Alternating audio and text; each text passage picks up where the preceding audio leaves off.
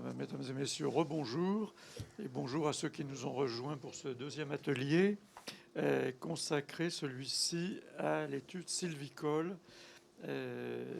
commanditée par les maîtres d'ouvrage. Donc, sont présents à cette estrade toujours Madame Cantet et Monsieur Debril et les deux experts de Forestry Club de France qui ont fait cette étude sylvicole, Monsieur Boitin et Monsieur Monéron. Et m'a rejoint mon collègue de la CDP, François Gillard, qui a commencé par faire une petite annonce sur la disponibilité des actes et documents de la conférence de cet après-midi. Oui, vous avez remarqué que vous êtes filmé, donc les vidéos sont disponibles demain soir sur le site de notre atelier. À la fin de la semaine, nous devrions avoir le compte-rendu de la commission sur ces ateliers et les documents qui ont été mis à disposition par les maîtres d'ouvrage. Et en début de semaine prochaine, le verbatim retranscrit de tous nos propos. Voilà. Et donc, comme pour le précédent atelier, environ une demi-heure de présentation d'études et ensuite 1 heure et demie pour les échanges entre les questions entre la salle et les intervenants. Voilà, je vous donne la parole. Monsieur Debril, c'est vous qui commencez. Donc, merci. Donc, bonjour à tous. Je suis Lionel Debril, chef de projet NEON, en charge du développement d'Eurizeo au sein de nos équipes. Basé à Bordeaux, nous avons ici donc, Lisa Cantet, qui est responsable environnement et permitting pour Eurizeo pour le compte d'Engie. Et nous avons avec nous deux membres de Forestry Club, Éric Boitin et Cyril Monéron, qui vous feront la présentation plus en détail de l'étude en question. Donc, bon, pour ce qui est du projet, je vais passer très, très rapidement. Vous le connaissez pour beaucoup, vu que je vois beaucoup de monde assister déjà au premier atelier. Donc, on a notre projet qui est une plateforme d'énergie renouvelable qui va avoir sur un même site production, stockage et consommation, donc avec les différentes briques technologiques. Concernant ce qui nous amène aujourd'hui, les études, donc on a une évaluation environnementale qui va être faite pour la totalité du projet, qui va concerner à la fois le site d'Eurizeo, l'aire d'étude immédiate d'Eurizeo, le raccordement également, tout ça, ça vous a été présenté juste avant, et également au sein du projet, on vous présentera l'impact du défrichement et les boisements compensateurs qui seront associés. Donc là, on en est au tout début, si je puis dire, parce que, comme vous l'avez vu précédemment, on vient d'avoir les enjeux qui ont été identifiés sur l'aire d'étude du site et du raccordement.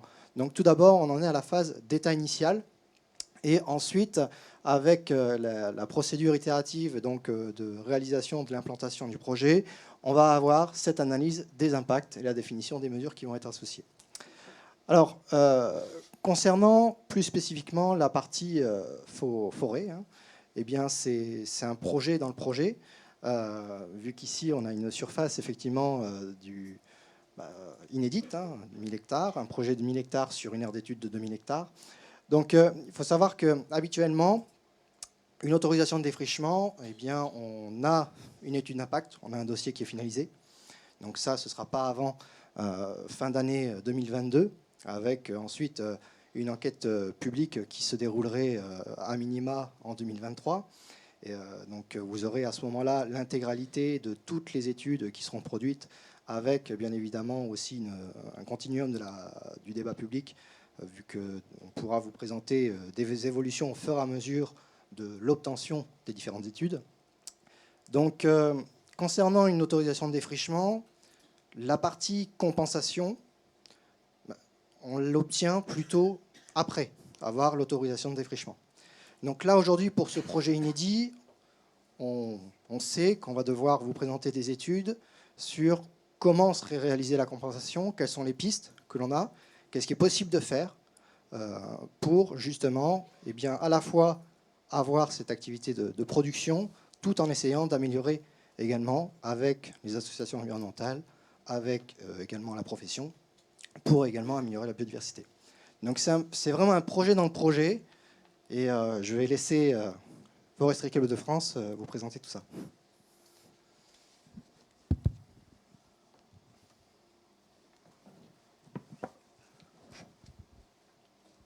Bonjour à tous, merci Lionel de cette introduction. Eric Boitin, expert forestier. Avec Cyril, effectivement, on va vous présenter un peu l'aspect sylvicole du projet. Comme le dit Lionel, le projet dans le projet. Donc cette présentation va se dérouler sur 3 phases. La première, c'est la présentation un peu de notre société, Foresterie Club de France. Ensuite, on va reparler un petit peu du diagnostic sylvicole du site. Donc ça va faire un petit peu le pendant de ce que vous avez entendu sur la partie plutôt environnementale, mais nous, on s'est axé vraiment sur la partie forêt, production de bois, arbres. Ensuite, on ira sur l'aspect compensation et les états de réflexion dans lesquels on est aujourd'hui, sur les pistes d'élaboration qu'on a pour effectivement faire cette compensation de 2000 hectares annoncée par le maître d'ouvrage. Alors, je vais essayer en même temps de garder la présentation. Alors, les principaux objectifs de ce projet sur le volet sylvicole, il y en a 2. Le premier, c'est préciser l'impact du projet sur la sylviculture. À la fois les aspects de défrichement et de boisement compensateur. Ça, c'était la demande initiale, avec l'identification des mesures de réduction et de compensation, d'accompagnement adapté permettant de concevoir un projet exemplaire, parce qu'effectivement, ça, c'est l'ambition du projet Horizo qui nous a été donné dans cette mission-là. Et le côté exemplaire doit s'imposer sur la totalité de la surface des forêts à compenser, enfin des boisements à compenser. Pour mener à bien ce projet, on a une méthodologie qui se base sur, effectivement, dans le premier temps, comme sur les études environnementales, les analyses documentaires et les analyses de terrain, pour appréhender la totalité de la propriété dans son ensemble, hein, effectivement sur la totalité de l'étude, pas uniquement sur les 1000 hectares défrichés, mais bien sur quasiment les 2000 hectares du bloc sylvicole impacté. Ensuite, organiser une discussion avec l'ensemble des acteurs de la filière forêt-bois régionale pour identifier les bonnes pratiques à mettre en œuvre, dans le cadre de cette compensation notamment. Donc, vous le verrez par ailleurs, les organismes de la filière sont assez diversifiés et la Nouvelle-Aquitaine est une région dans laquelle la filière forestière est très importante en termes d'emploi et l'industrie est un point important. Ensuite, l'objectif pour nous, c'est de participer à l'ensemble des ateliers et des réunions publiques d'échange avec vous, comme aujourd'hui, parce qu'on considère que c'est le meilleur moyen d'appréhender l'ensemble des attentes et d'intégrer un peu la globalité des débats dans les processus de décision qu'on aura, nous, sur les choix de méthodologie de compensation. Parce que la forêt, c'est avant tout aussi un espace multifonctionnel où on doit produire du bois, on doit accueillir de la biodiversité, ça vous l'avez vu juste avant, et puis on doit également aussi participer à toute l'attente sociétale autour du paysage, et ainsi de suite. Donc cet espace multifonctionnel, ça passe par la prise en compte, et effectivement aussi de ce débat public qu'on trouve très intéressant, et c'est aussi inédit pour nous. Foresterie Club de France, c'est un cabinet d'experts forestiers structuré à l'échelle nationale, autour en fait de 8 cabinets existants qui se sont rapprochés et qui ont fusionné pour créer une entreprise qui en fait rayonne sur l'ensemble des secteurs forestiers de production français. On a effectivement aussi une implantation qui nous permet de rayonner aussi à l'échelle internationale sur des projets à la fois en Amérique du Nord et en Amérique centrale. Mais bon, globalement, aujourd'hui, on est bien structuré pour assurer la gestion de patrimoine forestier privé à l'échelle nationale, patrimoine privé et partant de 1 hectare pour aller jusqu'à plusieurs dizaines de milliers d'hectares sur notamment des portefeuilles institutionnels. Donc ça nous donne une bonne diversité, une bonne connaissance des espaces forestiers et des échelles de production à l'échelle du territoire, et plus particulièrement aussi en Nouvelle-Aquitaine où on a des forêts sous gestion. Donc là, c'est pas exactement la casquette de bureau d'études, mais c'est plutôt la casquette de gestionnaire forestier où on appuie et on aide les propriétaires à gérer leurs biens, à la fois sur la commercialisation des produits, sur la mise en œuvre des documents de gestion durable, la rédaction de ces documents, et puis toute la phase travaux aussi. Donc ce cabinet d'un peu plus de 50 personnes aujourd'hui, d'experts forestiers, c'est avant tout aussi un conseil de l'ordre, et on est régi par le Conseil national de l'expertise forestière agricole et foncière, ce qui nous impose une indépendance dans notre travail. Donc on se doit d'être indépendant des conseils qu'on prodigue à nos clients sur les forêts dont on a la charge. Cette indépendance s'exprime au sein d'Experts Forestiers de France aussi, qui est une association nationale qui regroupe en fait les experts forestiers. Globalement, il y en a 150 en France. C'est une entreprise qui a le label centenaire, puisque vous n'êtes pas sans savoir que la forêt, ça s'imprime dans la durée. Donc le cabinet d'experts forestiers initial à l'origine du projet de foresterie, c'est un cabinet qui a plus de 100 ans d'existence sur le plateau de Millevaches, donc dans la nouvelle région Nouvelle-Aquitaine. Donc Cyril et moi-même, nous sommes donc associés dans ce cabinet qui en compte 10 experts forestiers en globalité.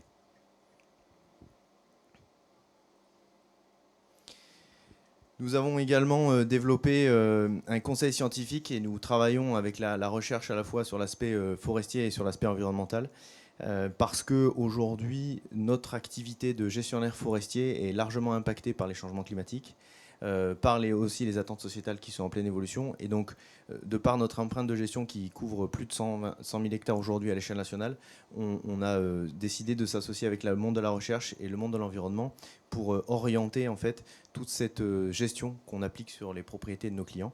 Dans ce conseil scientifique, on a fait appel à des gens de l'INRA, d'AgroParisTech et de France Nature Environnement qui nous épaulent au quotidien pour développer notamment des méthodologies de prise en compte des valeurs de biodiversité et de tout ce qui concerne la valeur environnementale de nos forêts, parce qu'on considère que l'alliance toujours de la multifonctionnalité entre les fonctions d'environnement, les fonctions de production et les attentes sociétales, c'est un gage de gestion durable et de maintien et de garantie de la production de bois sur les propriétés dans lesquelles on s'occupe. Maintenant, je vais passer la parole à Cyril qui va vous présenter le diagnostic sylvicole de la zone d'étude. Bonjour. Donc le diagnostic sylvicole de la zone d'étude, c'est-à-dire c'est l'état initial de la forêt, c'est-à-dire dans quel état cette forêt a été trouvée au moment de notre début d'étude.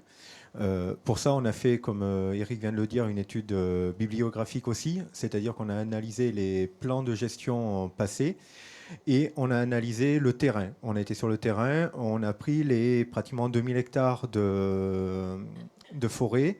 On a regardé à quel stade était les peuplements, comment a été gérée cette forêt, et on a également appréhendé la partie commercialisation de ces bois, vers quelle filière ces bois sont dépêchés.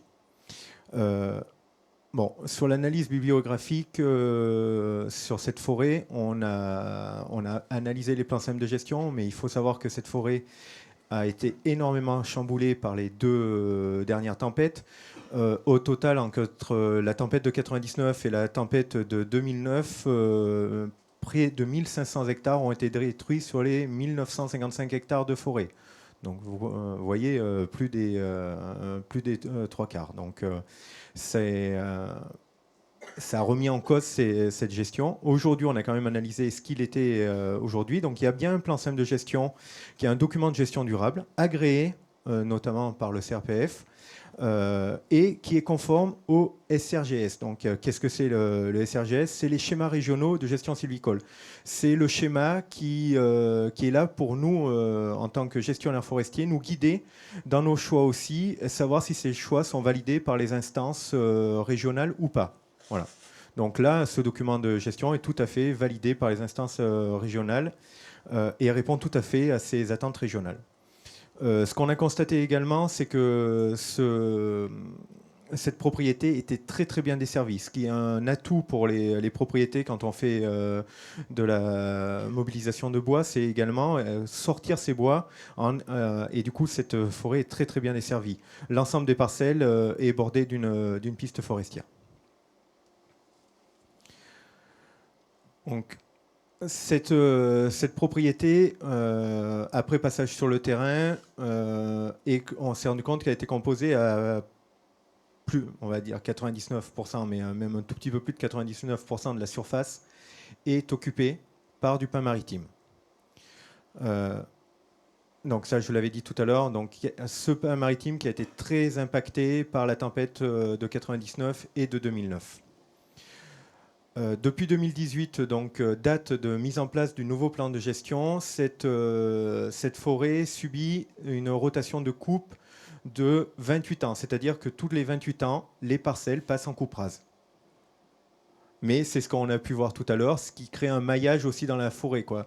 Le but du document de gestion, c'est aussi étaler. C'est quand le document de gestion est agréé, si le propriétaire disait ben, « moi, je décide de tout mettre à plat », ça, à aucun moment, le document de gestion ne serait agréé.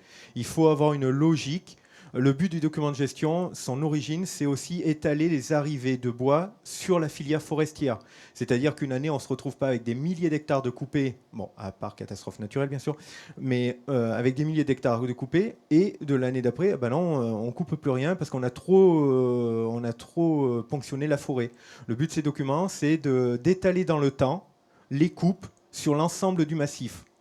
Nous, on a regardé la forêt, mais il faut savoir que le document de gestion, quand il est agréé pour un ensemble, pour une réflexion de massif. Là, vous avez du coup ce qu'on a pu constater sur la propriété avec les surfaces en PSG en 2018 par tranche d'âge, sur la totalité de la propriété, et surface prévue en 2023 par tranche d'âge sur la totalité de la propriété. Vous voyez, il y a une évolution. Pourquoi autant de coupes rases ou de 0 à 4 ans? Parce que tout simplement, on est encore dans les phases de restructuration après la tempête de 2009. Je vous rappelle, cette forêt a été très impactée par la tempête. Et enfin, cette filière, elle s'inscrit dans une filière régionale qui est très très bien structurée, avec des flux de matières bois importants au sein de la région et entre régions. Il faut savoir que les pins maritimes peuvent partir également hors région pour être transformés, comme d'autres bois peuvent arriver d'autres régions pour être transformés par les unités de transformation de la région Nouvelle-Aquitaine. Les bassins d'approvisionnement et de transformation sont très étendus.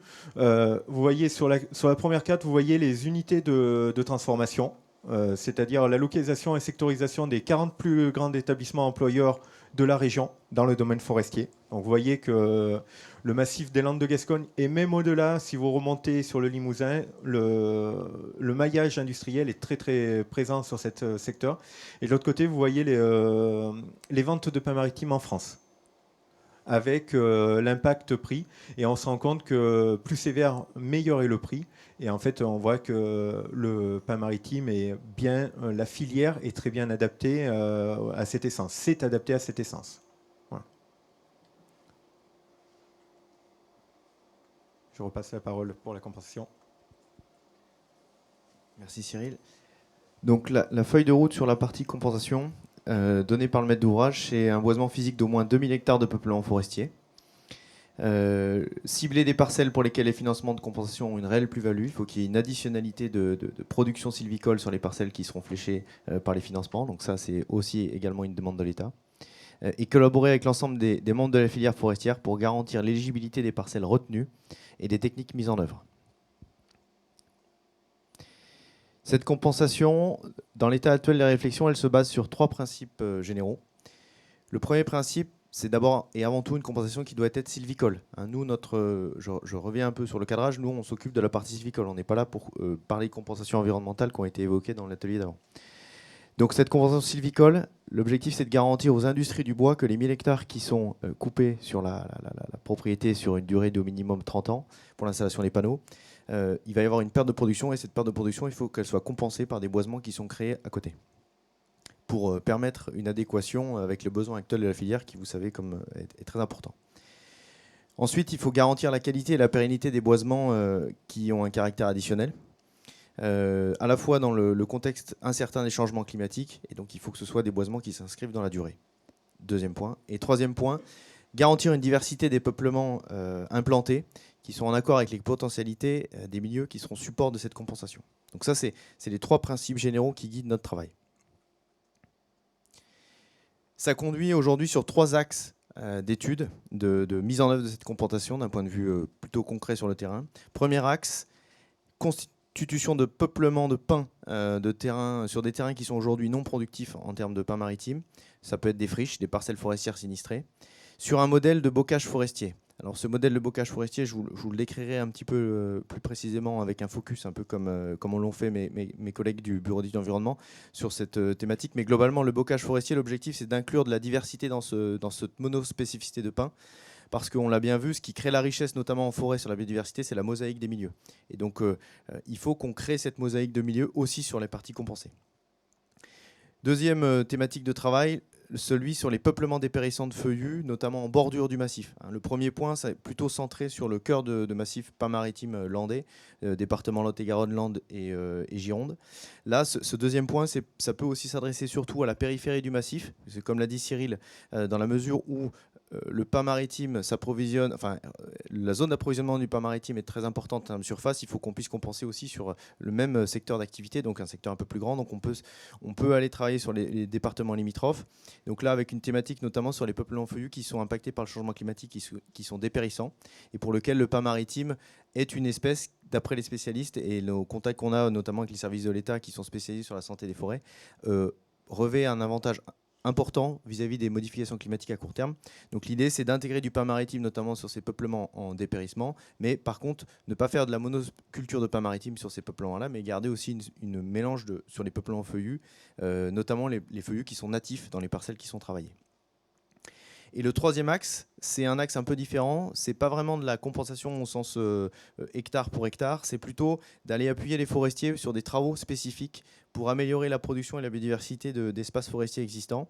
Donc ça peut se traduire sur, on va dire, 3 points aujourd'hui à l'étude. Des plantations en point d'appui. Donc vous avez des peuplements forestiers existants qui sont assez peu productifs. Et là, on peut aller intégrer des essences feuillues ou résineux en point d'appui pour améliorer la production sylvicole de bois. Des travaux d'irrégularisation. Donc l'irrégularisation des peuplements, c'est un objectif d'avoir une diversité des classes d'âge et des dimensions d'arbres sur une même parcelle pour garantir une multifonctionnalité, non pas à l'échelle de parcelles de 10 ou 20 hectares, mais plutôt à l'échelle d'îlots beaucoup plus petits. Valorisation de la régénération naturelle également pour accompagner ces phénomènes, notamment d'irrégularisation. Donc là, je vous fais un petit focus sur la thématique du bocage forestier qui est notamment développée par l'INRA de Bordeaux. Cette thématique-là, l'objectif, comme je me répète, c'est d'intégrer de la biodiversité dans les peuplements de pins. Donc je vous ai pris une parcelle à 3 étapes de réflexion pour vous expliquer comment ça fonctionne. Donc première étape, c'est on identifie une parcelle. Sur cette parcelle, on va avoir un peu le même réflexe que les compensations environnementales. On va estimer des enjeux potentiels de biodiversité ou de paysage qui sont un peu plus importants. Donc là, je vous ai repéré les pistes forestières qui sont des points de pénétration paysagère sur les milieux et également des enjeux plus environnementaux de cours d'eau, protection notamment de ripisylves. Donc on identifie ces zonages-là. On crée une zone tampon de 15 mètres, par exemple, de large de part et d'autre, ou sur le bord des pistes ou sur le bord des cours d'eau. Et on va du coup orienter la stratégie de compensation en fonction de ces enjeux-là. Et donc là, sur la parcelle qui fait un total de 29 hectares 60, si on boise en feuillu les zones qui sont vertes sur le schéma et qu'on boise en pin les zones plutôt en rose, on a 16% de la surface qui ont une biodiversité plus importante en feuillu, sur la partie qui apporte de la diversité, en tout cas de la mosaïque de paysages et de milieux. Et puis sur la partie pin, qui représente 84% de la surface, avec une fonction de production sylvicole, pour compenser la perte, toujours la même chose, la perte sylvicole du projet. Et l'objectif, c'est que la gestion qui est impliquée sur les milieux feuillus en vert n'est pas la même sur le même pas de temps que la gestion sylvicole sur les peuplements de pins. Et donc on a un allongement des durées de cycle, notamment sur ces zones-là. Et donc ça va augmenter aussi la mosaïque de milieu qu'on aura sur du long terme et sur la durée de gestion des peuplements. Ensuite, ce sur quoi on travaille plus globalement, c'est effectivement sur une définition des techniques à mettre en place sur le terrain qui passe par de la co-construction avec l'ensemble des parties prenantes de la filière forestière. Et les parties prenantes, c'est les organismes de recherche, c'est bien évidemment les services de l'État qui sont là aussi pour valider les parcelles qui seront proposées par le maître d'ouvrage pour la compensation. Ce sont les gestionnaires forestiers publics et privés, donc on est en contact à la fois avec les services du CRPF, avec les experts forestiers, avec des coopératives forestières, mais aussi avec l'ONF. Les représentants des propriétaires forestiers qui ont forcément un intérêt et nous on est intéressés à ce qu'ils travaillent avec nous et collaborent pour nous appuyer sur la définition technique des méthodologies de compensation et puis les représentants des associations environnementales pour nous appuyer sur ce qu'on va proposer en termes de gestion des espaces compensés. Et le dernier point, et qui n'est pas le plus facile, c'est l'identification des parcelles éligibles, parce que compte tenu de la surface demandée, objectif du maître d'ouvrage, là, il va y avoir un besoin on va dire de totale adhésion de la filière à ces scénarios-là pour trouver la totalité des surfaces nécessaires. Et donc là, on va travailler effectivement sur les différentes initiatives qui sont déjà engagées dans la région, comme la bourse des boisements compensateurs, et puis mobiliser l'ensemble des services et des réseaux qui sont existants pour identifier ces parcelles. Et il ne me reste plus qu'à vous remercier de votre attention. Et surtout à vous inciter si vous avez des propositions sur ces aspects sylvicoles, on est tout oui, donc n'hésitez pas à utiliser la plateforme CNDP pour nous solliciter là-dessus. Bien, merci messieurs. Eh bien, j'ouvre la discussion. Qui veut intervenir? Monsieur Barbedienne. Alors, on va changer un petit peu. Et vous allez vous mettre ici, comme ça vous permettra de parler sans tourner le dos. Je vous remercie. J'ai pas pris de notes, mais enfin, il y a deux niveaux de questions. Et première question, j'allais dire candide, sur la présentation qui a été faite sur le plan de gestion. J'ai vu qu'il y a un focus sur l'état du boisement en 2018 et puis un autre en 2023. Et je m'apercevais qu'en 2018, il y avait quand même, dans les classes d'âge de 30 à 50 ans, il y a quand même pas mal de surface et qui a disparu en 2023. Qu'est-ce qui est à l'origine de ce rajeunissement des peuplements? Est-ce qu'il y avait, j'allais dire, une petite arrière-pensée d'une future conversion en photovoltaïque? Alors ça, c'est ma première question. Et ma deuxième question, c'est plutôt sur les boisements compensateurs. Au final, sur les 2000 hectares, combien pensez-vous reboiser de surface sur des zones qui n'ont pas un statut de parcelle forestière? C'est-à-dire, on va perdre 1000 hectares de surface forestière. Combien va-t-on compenser réellement, replanter de forêts dans des surfaces qui ne sont pas actuellement forestières? Parce que quand on replante, quand on fait les compensations sur des surfaces qui ont déjà un statut forestier, alors effectivement, on peut améliorer la productivité. J'ai vu que vous aviez des propositions intéressantes en matière justement de diversification pour conserver aussi la biodiversité, et ça, c'est une bonne chose. Mais spécifiquement pour la perte des 1000 hectares de forêt au sens strict, combien y a-t-il d'hectares non forestiers qui vont être transformés en forêt? Étant entendu que les friches, si les friches en question sont déjà en cours de reboisement naturel par accru naturel, ce sont déjà presque des parcelles forestières. Si ce sont des parcelles qui feraient l'objet d'une autorisation de défrichement, si jamais on voulait les rendre à l'agriculture, à ce moment-là, on ne peut pas considérer que ce sont des parcelles qui ne sont pas forestières. Voilà. Je vous remercie. Bien, allez-y, monsieur. Je vais commencer à répondre à la première question. Donc, pourquoi sur l'état en 2018, en effet, on constate des arbres qui ont... Oui.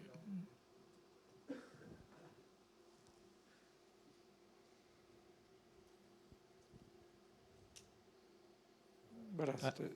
Voilà. En effet, sur cet état initial, on constate que la forêt est composée de deux grandes classes d'âge, des moins de 19 ans et des 30 à 50 ans. En fait, ça, c'était la gestion qui était faite avant par le propriétaire. C'est-à-dire qu'il suivait les schémas régionaux qui étaient beaucoup plus longs que ce qui a été proposé après la tempête de 2009. C'est-à-dire qu'après la tempête de 2009, il y a eu un schéma un peu plus intensif, on va dire, avec des coupes rases tous les 28 ans. Donc le propriétaire a souhaité faire passer l'ensemble de ses propriétés avec une rotation plus courte à 28 ans. Et pour répondre à votre question, parce que c'est la question que j'ai posée au propriétaire, parce que connaissant cette forêt et me demandant, quand j'ai rencontré, je dis mais est-ce que c'était pour anticiper très clairement le projet? Et en fait, non, pas du tout. C'est le propriétaire, sur l'ensemble, il n'a pas que cette propriété, ce propriétaire, il en a bien d'autres. Et sur l'ensemble de ses propriétés, il a souhaité passer à une rotation plus courte. Avant, ils étaient plutôt de l'ordre de 40-45 ans. Là, vous voyez un vieillissement, tout simplement également en 2018, parce que depuis 2009, ils avaient fait moins de coupes dans les peuplements plus âgés pour avaler le maximum de bois qui avait été impacté par la tempête de 2009.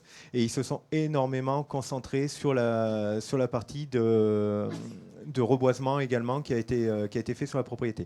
Et en effet, sur les autres parcelles, il est également à 28 ans. Qu'est-ce qui fait que certains propriétaires dans le massif passent à une rotation de 28 ans?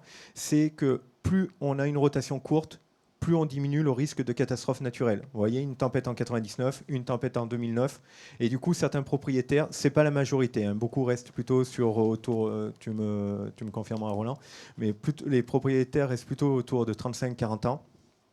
Et c'est vrai que ce propriétaire, ayant été très impacté sur l'ensemble de ses propriétés par la tempête de 99 et de 2009, vous avez eu plus de 3/4 de la propriété, a décidé de rentrer dans un système beaucoup plus intensif. Et aussi, oui, ce que me fait remarquer, c'est que depuis des années également, au niveau du pain maritime, il y a des sélections qui sont faites au niveau des plans de pain maritime, et on a des gains de croissance qui sont assez conséquents entre une ancienne génération de pain maritime où on était à plutôt 5 mètres cubes par hectare par an. Aujourd'hui, on frôle les 11 mètres cubes par hectare et par an.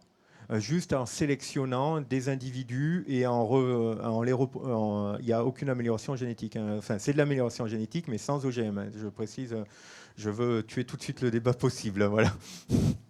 Et si ça répond à votre question, et je vais laisser Eric répondre sur le deuxième volet. Alors sur le deuxième volet, effectivement, la difficulté, c'est de trouver les surfaces et la compensation. Quand on défriche 1 hectare, on se dit il faut qu'on compense sur 1 hectare de forêt supplémentaire.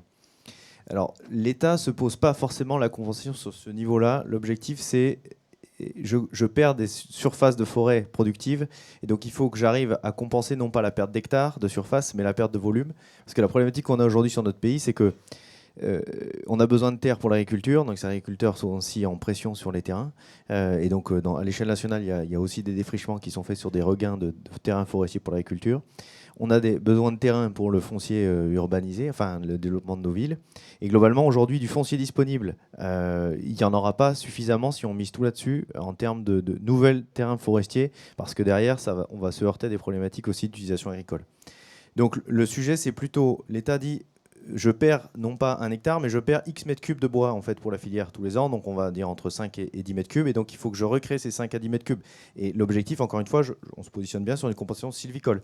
Et donc c'est pour ça qu'on ne s'interdit pas de travailler sur des terrains qui sont forestiers aujourd'hui, mais moins productifs que ce qui pourrait l'être avec un appui du projet et pour compenser les financements. Donc ça ne va pas être de la nouvelle forêt créée, ça c'est sur la totalité. Il y aura des terrains qui sont limites forestiers ou enfrichés, sur lesquels il y aura déjà une première réflexion, et la prise en compte de l'environnement est importante là-dessus, parce que sur les friches notamment, la biodiversité aussi est intéressante, ça fait une mosaïque de milieu. Donc c'est aussi pour ça que sur les terrains enfrichés, il n'y aura pas non plus 100% de conversion sur de la forêt de pin.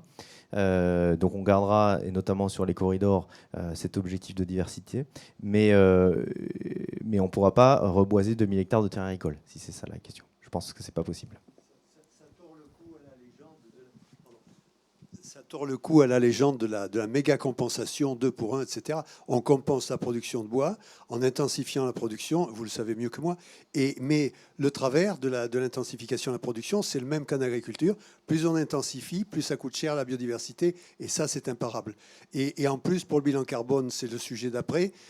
Plus on raccourcit les rotations, plus la période où la forêt capte moins de carbone sont fréquentes. Et donc, la captation de carbone par la surface est moindre que sur une forêt qu'on laisse vieillir jusqu'à un optimum. Voilà. Alors, si je peux répondre peut-être. Oui, je vous en prie. Sur cette question Alors, il ne s'agit pas d'intensifier sur des parcelles qui sont déjà productives, attention, hein. Il s'agit de créer de la sylviculture sur des parcelles qui en produisent très peu pour la filière. Je corrige juste ça. Et le sujet, c'est qu'il faut qu'on garde justement cette diversité. Donc, c'est de créer des peuplements forestiers qui intègrent une biodiversité plus forte que sur le peuplement qu'on aurait si on... Enfin, en tout cas, une mosaïque de milieux plus importante que sur un peuplement pur maritime. C'est ce que nous a demandé le maître d'ouvrage sur le côté exemplaire du dossier. Bien, question suivante, madame. Approchez-vous.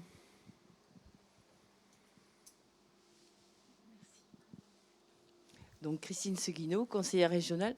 Alors moi j'avais une petite question. Vous avez dit que vous avez fait des enquêtes sur le terrain. Est-ce que du coup vous avez fait une cartographie avec donc les pins suivant leurs différents âges? Et après moi il y a quelque chose qui me trouble un petit peu, étant donné qu'on est sur un projet qui démarrerait je crois 2026. Est-ce que du coup le plan de gestion qui est prévu va avoir lieu en 2023? Et ça serait quand même fortement intéressant, puisqu'on voit quand même qu'il y a à peu près 600 hectares de de pins qui vont être plantés. Donc, est-ce que c'est déjà prévu sur certaines parcelles? Et on a aussi quand même une grande disparition, 600 hectares à peu près, de pins qui ont entre 10 et 14 ans. Et après, l'autre question, alors ça peut-être paraît un peu naïf, mais du coup, si on imagine qu'il y a le projet Oriseo, ces pins qui sont plantés, gardés, est-ce que du coup, l'activité sylvicole sur ces 1000 hectares, grosso modo, va continuer? Pour répondre, il y a plusieurs questions en effet en une. Pour répondre, pourquoi une disparition d'une grande quantité de classes d'âge de 10 à 14 ans? Ça, c'est tous ces peuplements qui ont été reboisés après la tempête de 90. Ça marche pas à tous les coups. Après la tempête de 99, en fait. Ces reboisements ont pris du temps. Il y a eu une efficacité sans comparer de l'État et de la région pour mettre en place les mesures, les aides après la tempête de 2009. Mais ça a été un peu plus long en 99 parce que aussi c'était la tempête du siècle, toute la France était touchée, donc il a fallu analyser tout ça. Donc c'est normal que ça ait mis plus de temps. Et ça, en fait, de tout ce qui avait été appris de 99, les services de l'État savent apprendre et donc ont très très bien appris, et ont su être très réactifs et être aux côtés des propriétaires forestiers. C'est ce qui fait qu'aujourd'hui, certes, aujourd'hui, sur une propriété comme ça, on voit un décalage 10, 15 ans des peuplements importants, c'est-à-dire c'est les reboisements issus de la tempête de 99, alors qu'on ne le voit pratiquement pas sur la tempête de 2009. Car aussitôt, dans les mois qui suivent, les services de l'État ont mis en place l'action dans les mois qui suivent, ont été très efficaces là-dessus. Donc ça, c'est pour ça que vous avez un delta important des 10-14 ans. Voilà. En effet, pour répondre à votre première partie de question, on a fait une cartographie. On a parcouru tous les pour sortir en fait cette partie, cet histogramme. En fait, on a analysé toutes les parcelles forestières. Et du coup, on a refait une cartographie de l'état actuel des propriétés. C'est-à-dire, on a dit, ça c'est du 0,4 ans, ça c'est du 5-9 ans, ça c'est du 10-14 ans. Voilà. Ça, donc oui, on a fait une cartographie. On a regardé, on a sorti les grands blocs. En fait, c'est assez simple. La cartographie, ça fait des grands sont La tempête a fait des grands couloirs. Et elle a laissé sur les pourtours de la propriété quelques morceaux qui sont intacts de tempête. Et c'est ce que vous retrouvez dans les plus de 30 ans. Voilà. Et tout le reste, en fait, c'est ce qui avait été ravagé par la tempête. Et je sais qu'il y avait une note. Ah oui, pour 2023, pourquoi on s'est arrêté à 2023? Parce que c'est la fin du plan de gestion actuel. Est-ce que ce plan de gestion va être mis en place en 2023? C'était ma question. Alors, juste, ouais. En fait, le plan de gestion, il a été refait en 2018. Donc, le projet n'était pas forcément, je pense, encore sur la table au propriétaire. Et un propriétaire forestier se doit d'appliquer son plan simple de gestion. Et comme le projet Oriseo, il n'est pas forcément validé aujourd'hui, le propriétaire qui fait une coupe, il applique son plan simple de gestion. Donc là, en fait, on déroule la gestion. Néanmoins, le projet, aujourd'hui, sur la propriété, il a un impact sur la réflexion forcément du propriétaire. Et donc ça, sur les 1000 hectares qui vont rester à côté, et ça peut répondre aussi à la question qui était posée tout à l'heure sur quelle est la gestion qui va être mise en place sur ces 1000 hectares. Je pense que dans les discussions qu'on a aujourd'hui, on va avoir un impact sur ce qui va être fait sur les 1000 hectares. Je pense qu'aujourd'hui, ce n'est pas défini totalement avec le propriétaire. Ça va faire lieu à une discussion complémentaire. Mais c'est vrai que ça va forcément avoir un impact. Un propriétaire forestier, ça va créer des effets de lisière. Donc, de toute façon, le projet, s'il voit le jour, ça va avoir un impact sur les 1000 hectares qui restent. Et le plan simple de gestion va être modifié. Il va faire de nouveau l'objet d'un avenant. Donc, j'aurais envie de dire, tant que le projet n'est pas validé et fait, le propriétaire, lui, il met en place sa gestion durable conformément au SRGS, comme l'a dit Cyril, c'est les schémas régionaux qui imposent ce sujet-là. Et c'est la gestion durable de la forêt. C'est une forêt qui est sur les rails de la gestion durable. Donc là-dessus, il fait des replantations, projet ou pas.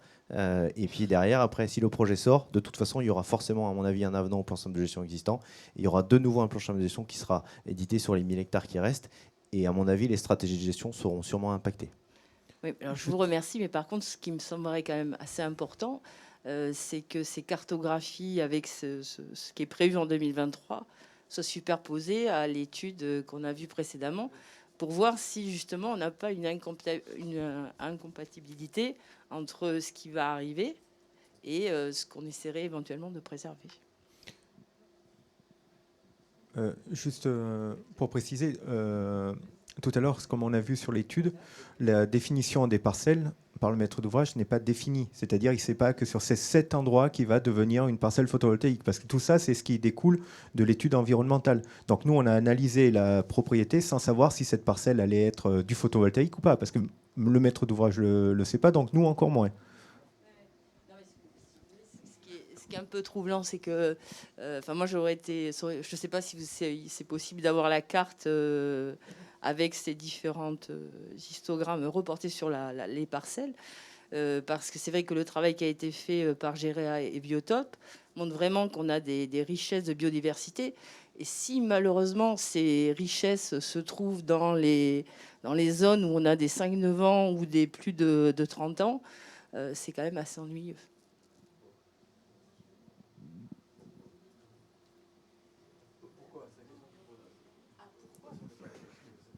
Pourquoi ce qui va être... Comment ?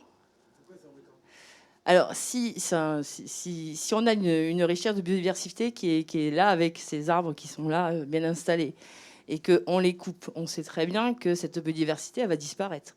Donc moi, j'ai un peu du mal à comprendre, parce que c'est très bien qu'on ait comme ça des études, ça me paraît très... Voilà, elles sont toutes de qualité. Mais à un moment, quand on doit prendre une décision et faire un avis, il faut qu'on puisse regarder, superposer les différentes études biodiversité et plans de gestion de ce site. Juste pour ce qui a été présenté tout à l'heure, ce qui a été très intéressant, c'est que ça a prouvé que dans une forêt qui est quand même gérée de manière intensive, avec des coupes rases tous les 28 ans, il y a quand même une certaine biodiversité. Biodiversité qui est due à un maillage. Donc aujourd'hui, c'est un maillage qui est dû, une parcelle est aujourd'hui en coupe rase, et demain reboisée, elle grandit, après-demain, elle est à nouveau en coupe rase. Et du coup, mais le temps que cette parcelle est en coupe rase, la parcelle d'à côté, et elle, peut-être pas en coupe rase, elle a peut-être 30 ans. Il y a un étalage des classes d'âge, et c'est ce qui fait la biodiversité. Donc aujourd'hui, quand on a cet étalage, aujourd'hui, on peut dire, ben oui, on a de la biodiversité aujourd'hui sur la parcelle de 30-35 ans, mais demain, c'est finalement dans 10 ans, la parcelle qui a 25-29 ans qui va devenir intéressante pour la biodiversité qu'on aura définie aujourd'hui sur les parcelles. Donc c'est ce maillage et c'est cette rotation. C'est le principe du forestier, c'est de faire des rotations. On va mettre en place un peuplement, on va le faire grandir, on va le couper et on remet en place un peuplement. Le forestier, c'est quelqu'un qui a une vision à très long terme. Donc, et c'est ces rotations qui font que la biodiversité s'est installée sur cette propriété. Et c'est ce cycle, c'est ces confrontations de sites, de parcelles. J'ai 10 hectares là qui vont être en coupe rase, mais là, à côté, ils vont avoir 10 ans. Mais 10 hectares plus loin, ils ont 30 ans. Mais demain, cette parcelle qui a 30 ans, demain, elle aura 40 ans. Mais là, dans notre cas, elle sera déjà coupée. Mais cette rotation fera la biodiversité. Donc c'est pour ça que c'est compliqué de superposer les cartes à une étude, à un moment biodiversité, des cartes de biodiversité à un instant T, et d'une forêt qui est en perpétuelle rotation. Et juste pour conclure, en gros, ce qu'il faut bien voir, c'est que la gestion forestière qui est responsable de la biodiversité actuelle sur le site, elle est toujours en œuvre. Et elle sera mise en œuvre jusqu'au démarrage du projet. Donc l'impact sur la biodiversité, en fait, il n'y en aura pas sur la gestion, puisque c'est cette gestion qui l'a créée, elle continue. Bien. Madame, vous vouliez intervenir.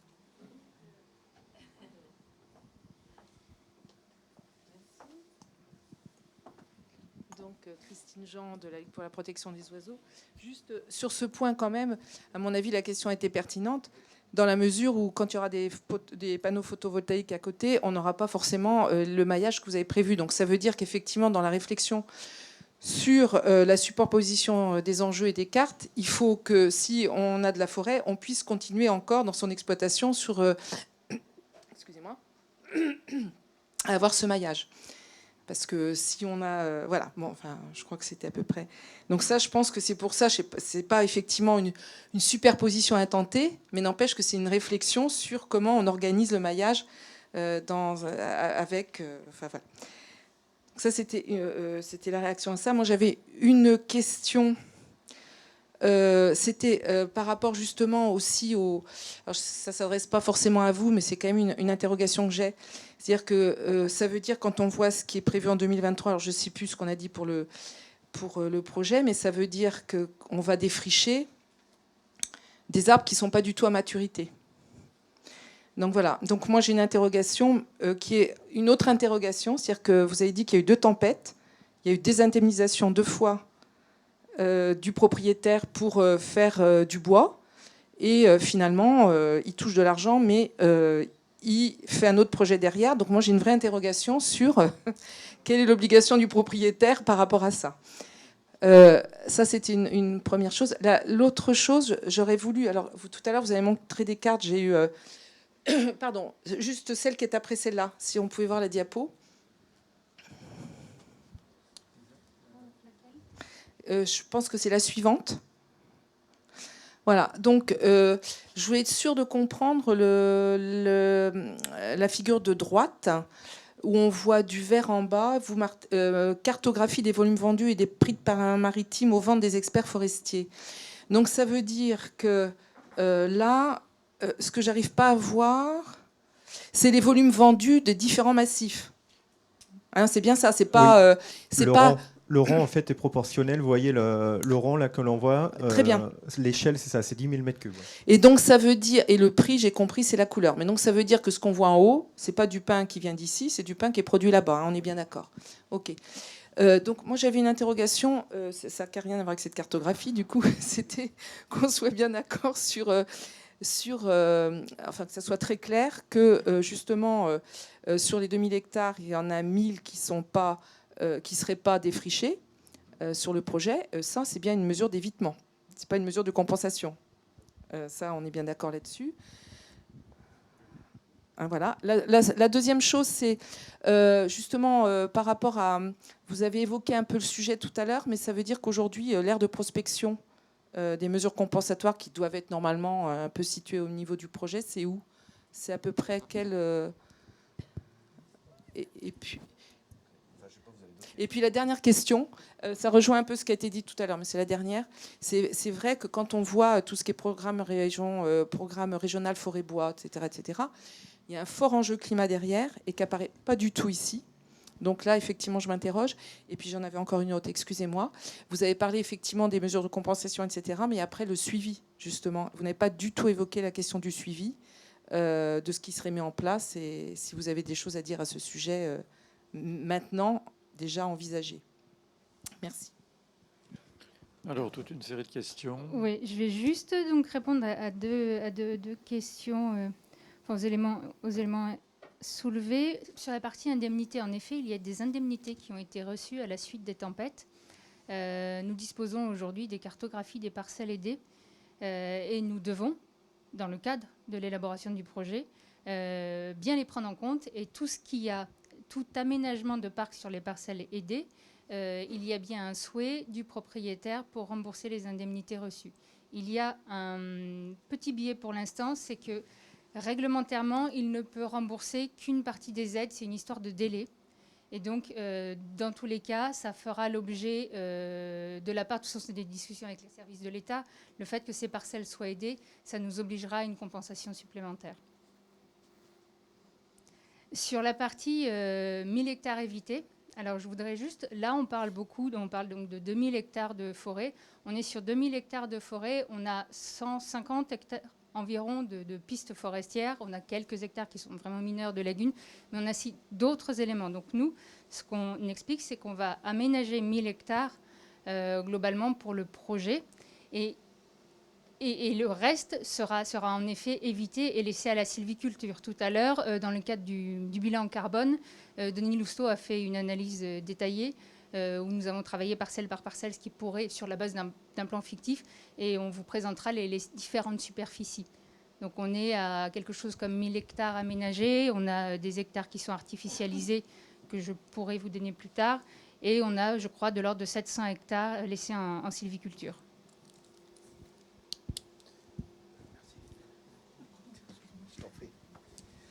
Alors, sur l'aire de compensation, donc sur la question, c'est l'objectif de l'aire de compensation, encore une fois, c'est de réfléchir à l'échelle on va dire, filière bois, pas maritime. Donc c'est pour ça que l'aire est beaucoup plus importante que le simple massif des Landes, enfin des Landes de Gascogne autour du projet. Donc c'est pour ça qu'on raisonne à une échelle plus grande. Donc c'est Landes, Gironde, Lot-et-Garonne, Dordogne, et puis peut-être même des départements encore autour, mais globalement c'est ça. Ensuite, sur le côté fort enjeu climat, effectivement, alors j'ai peut-être du mal à m'exprimer parce que je pensais en avoir parlé, c'est vraiment un axe important de la compensation, c'est de prévoir des peuplements qui soient pérennes dans le temps. Et donc pérennes dans le temps, ça veut dire qu'ils intègrent au maximum les enjeux climatiques qui sont en pleine évolution. Aujourd'hui, les forestiers, on est confrontés à l'échelle nationale sur cette thématique et il faut qu'on soit humble parce qu'on n'a pas la solution miracle. Il n'y a pas de solution miracle qui existe. On ne sait pas exactement ce qui va se passer. Que ce soit, on sait que ça va changer, mais on ne sait pas dans quelle proportion. On ne sait pas exactement ce qui va nous tomber dessus. Donc, on a bien pris en compte ça à l'échelle globale. Et sur ce projet en compensation, on est obligé d'en tenir compte. C'est pour ça que on va travailler sur. Ce qu'on sait, c'est que a priori, la diversité, la mosaïque des milieux, c'est quand même un rempart et c'est une gestion de ce risque-là. Donc, oui.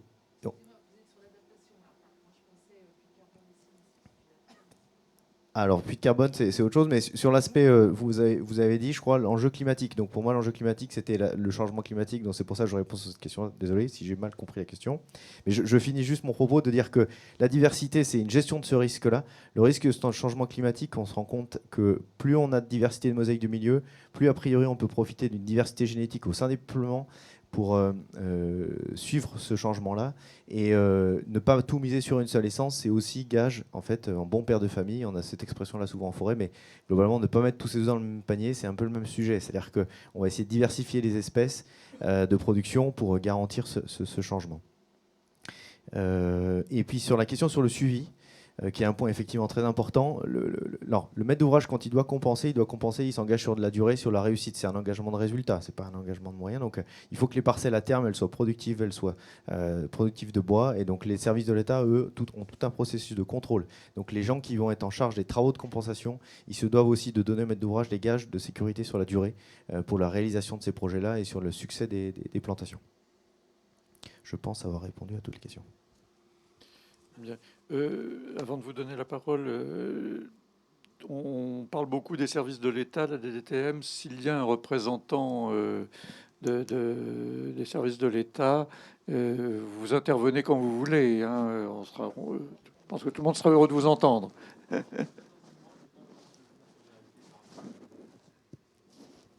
Très bien. Bien, monsieur. Merci. Donc Yvan Berthet. Merci beaucoup pour cet éclairage qui complète le précédent. Mais alors moi, je m'interroge un peu plus. C'est toujours pareil. Hein. Plus on creuse, plus on s'interroge. Parce que tout à l'heure, quand j'ai posé une question et d'autres sur, en effet, l'étude environnementale, est-ce que ça dépendait beaucoup justement de l'état de plantation des parcelles? Il me semble avoir entendu que non, finalement, non. C'est-à-dire qu'une zone qui était défrichée, elle restait... non, ça ne dépendait pas de l'état de l'âge des arbres. Et là, il me semble que ce n'est pas tout à fait le même son de cloche, parce que c'est ce que vous venez de dire. Vous venez de dire, attention, les plantations d'aujourd'hui, les petits arbres d'aujourd'hui qui ont 10 ans, ou je ne sais pas quelle taille ils ont, un peu plus, dans 20 ans, ils auront 30 ans, d'accord.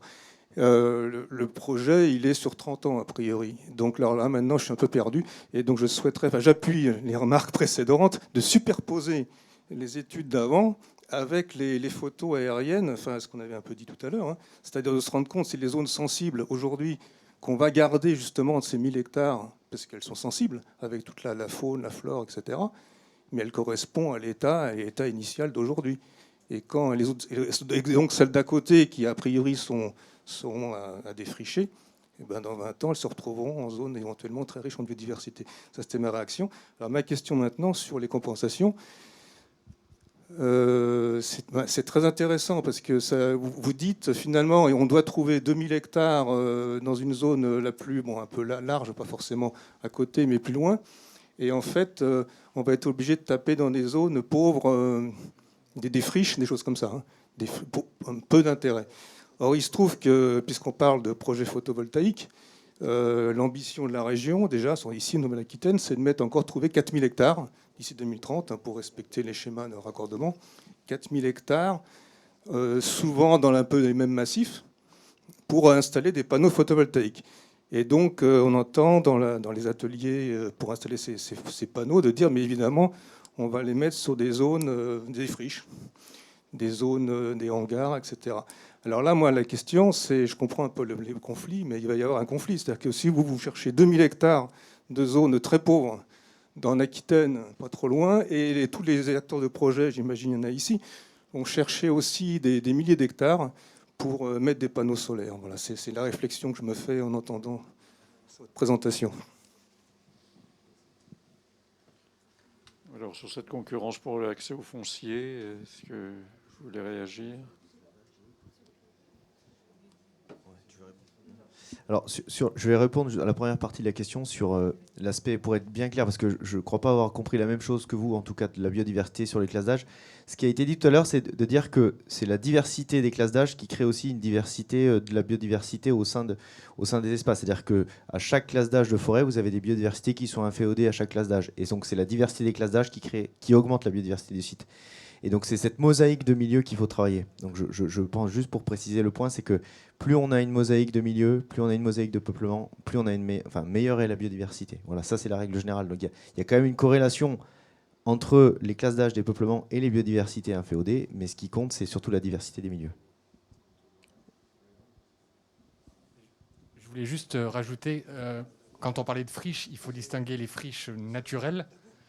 Les friches naturelles sur lesquelles on pourrait envisager donc, ces boisements compensateurs, avec toutes les irrégularités qui ont été prévues, et les friches industrielles ou les friches anthropisées, sur lesquelles on projette de développer des projets, sur lesquels tous les développeurs de projets recherchent tous les matins pour y développer des projets avec le moins possible de conflits d'usage. Bien, monsieur, et puis ensuite madame Jean.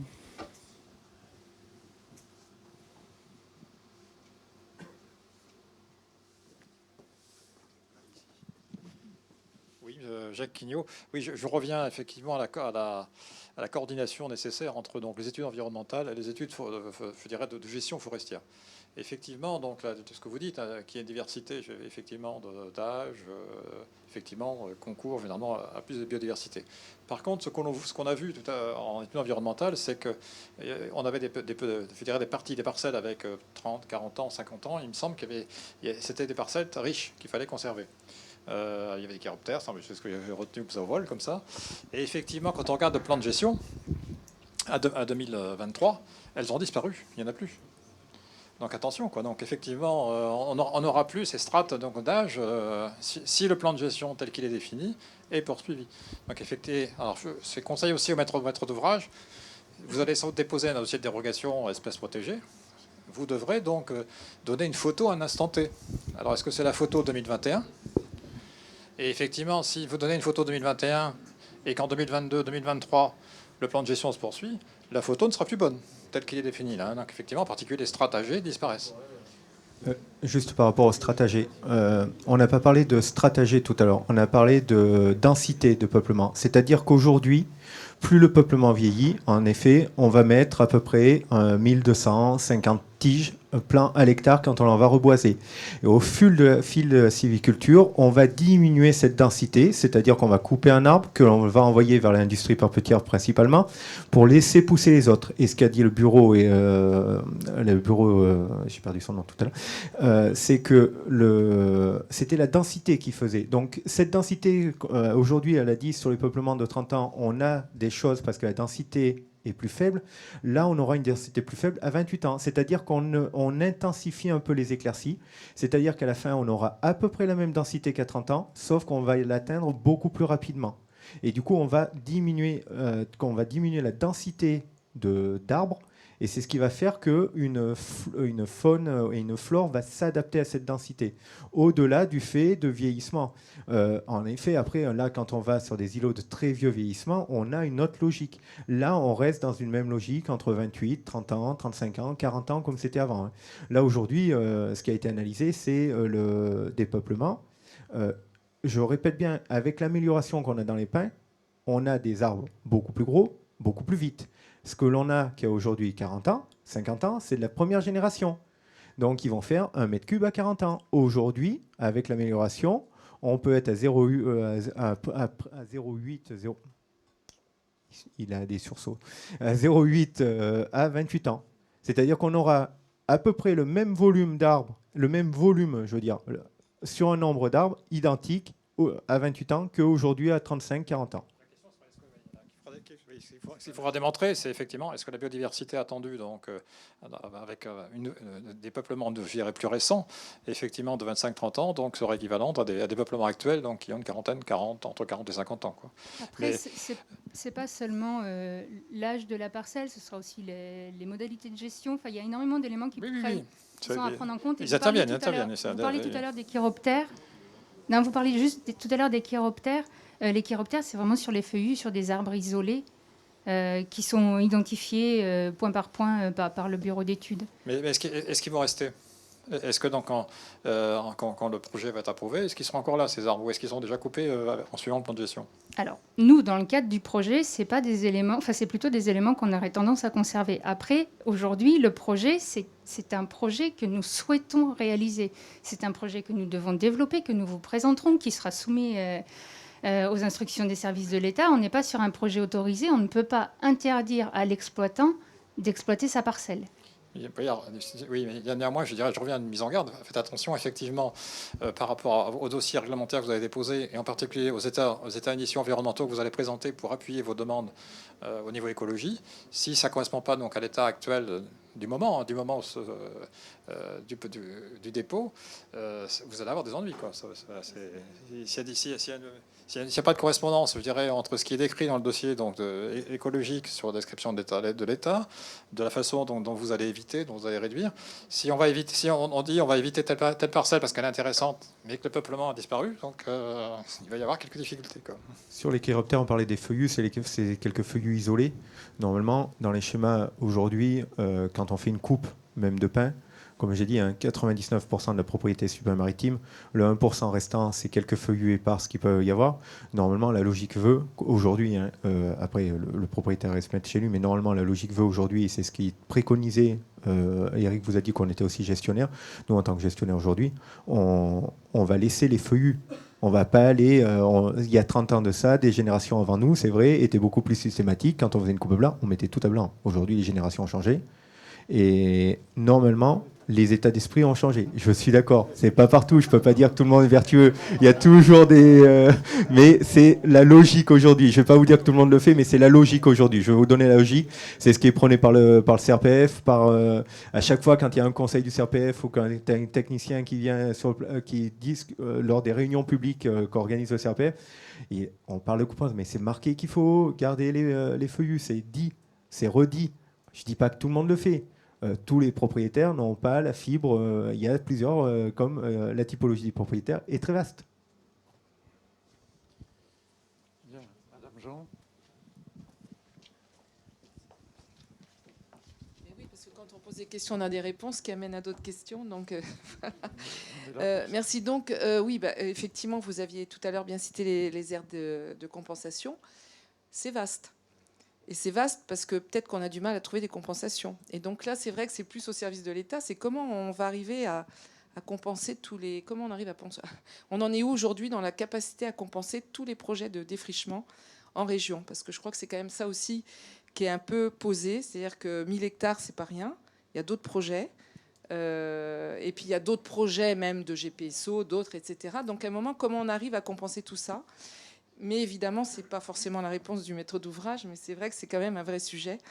Bon, voilà, je sais bien que Thomas Pesquet revient de loin, mais on ne va peut-être pas aller compenser très loin non plus quand même.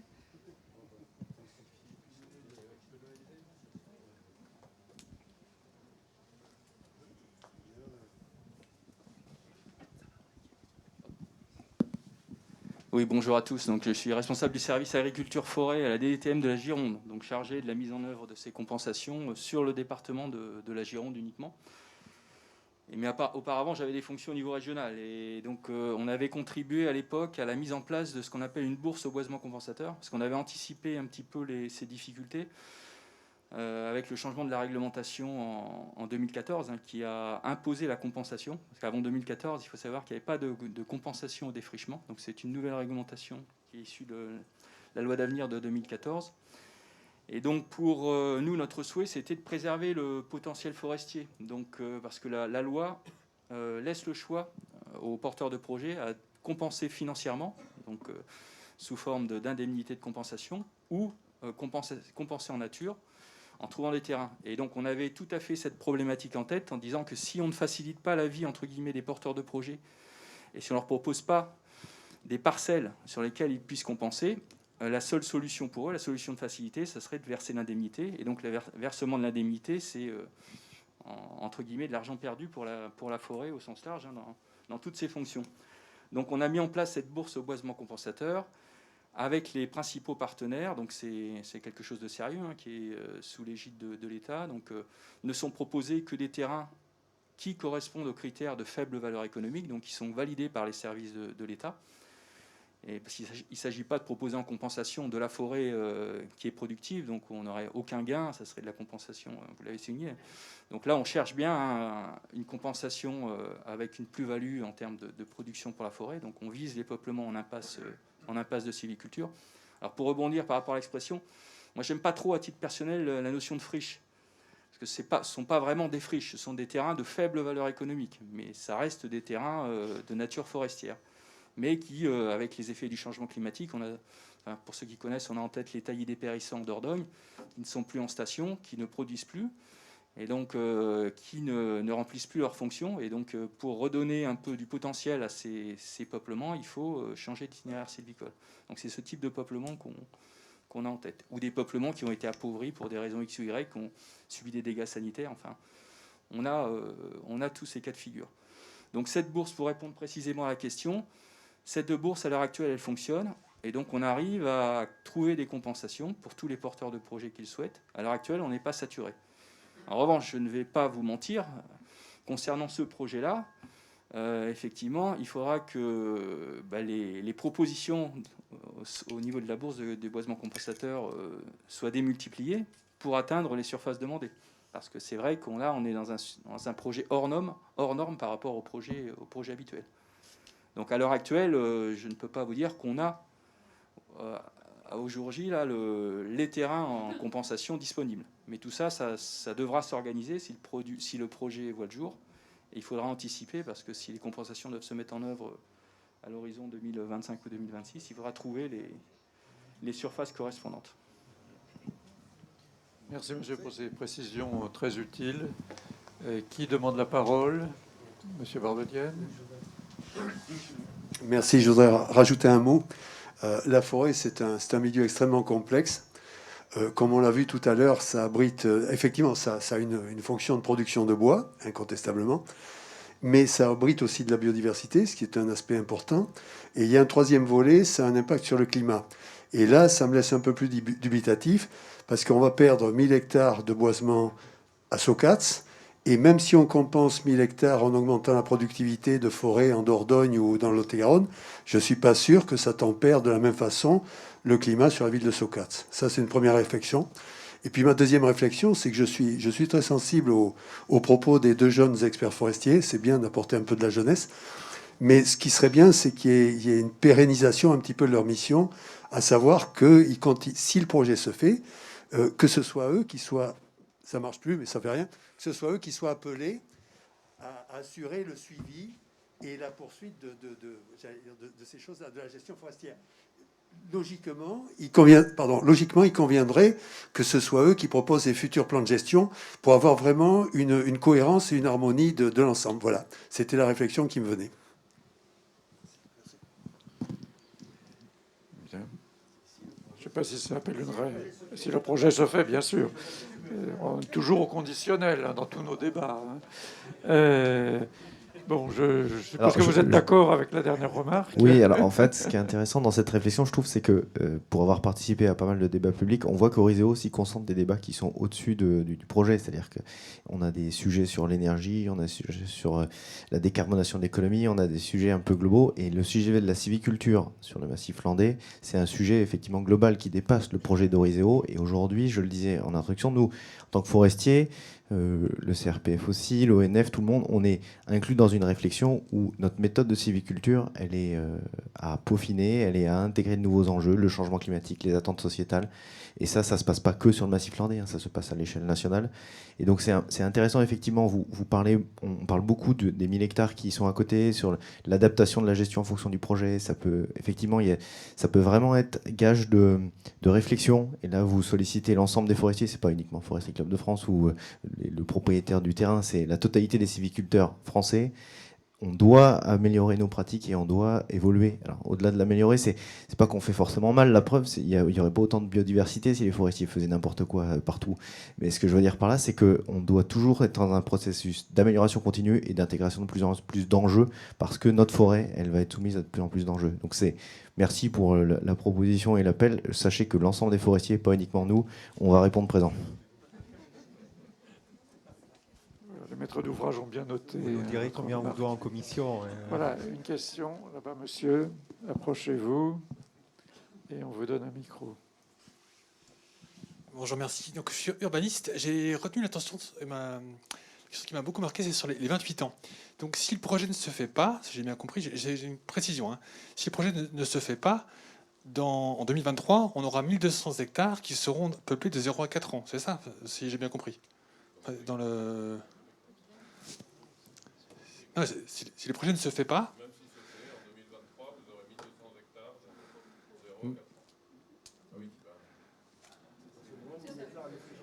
0 à 4 ans. Donc, en 2023, il y aura 1200 hectares qui auront 0 à 4 ans, si le projet ne se fait pas. Même s'il se fait.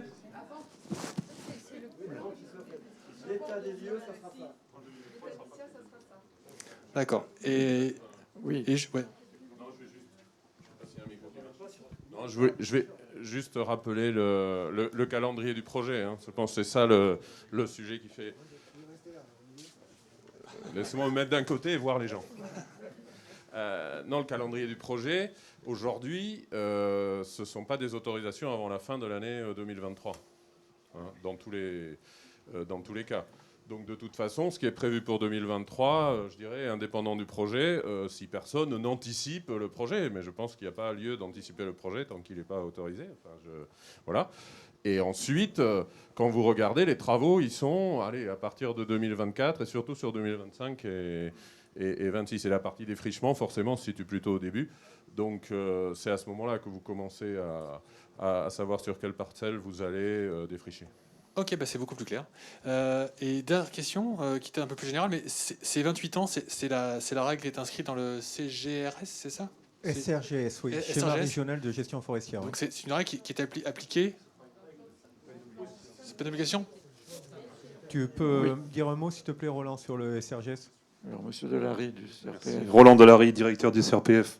Ce n'est pas la règle qui est inscrite dans le SRGS, c'est une possibilité offerte par le SRGS.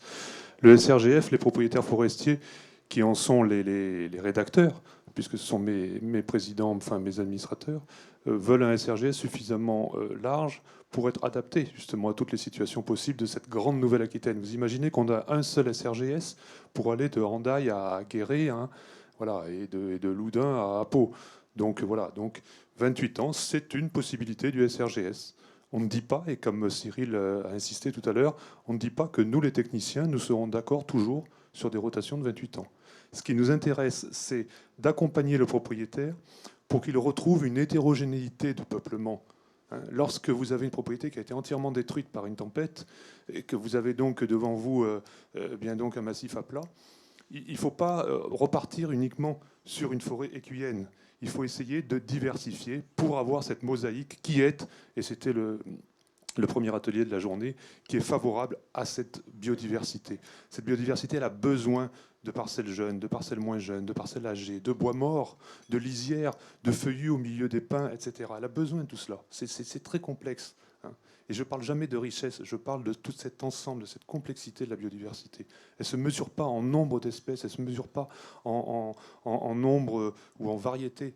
Hein. Elle se mesure en un équilibre global sur une surface donnée. Merci. Juste pour préciser, donc c'est une possibilité réellement pour le propriétaire, peut faire une coupe à la coupe rase, peut mettre ses peuplements en coupe rase à partir de 28 ans jusqu'à l'âge limite de, je me rappelle plus, le CRGS, c'est 65 ans aujourd'hui pour le pain maritime, pour le peuplement. Il n'y a pas de maximum, voilà. Mais c'est un choix, c'est pour aussi étager, c'est vraiment le propriétaire qui fait un choix sylvicole. Juste, tu as oublié de préciser juste une chose très importante pour moi, le SRGS est soumis à évaluation environnementale. Donc, quand tu dis c'est les propriétaires sous couvert d'une évaluation environnementale. Hein. Non. Oui, monsieur.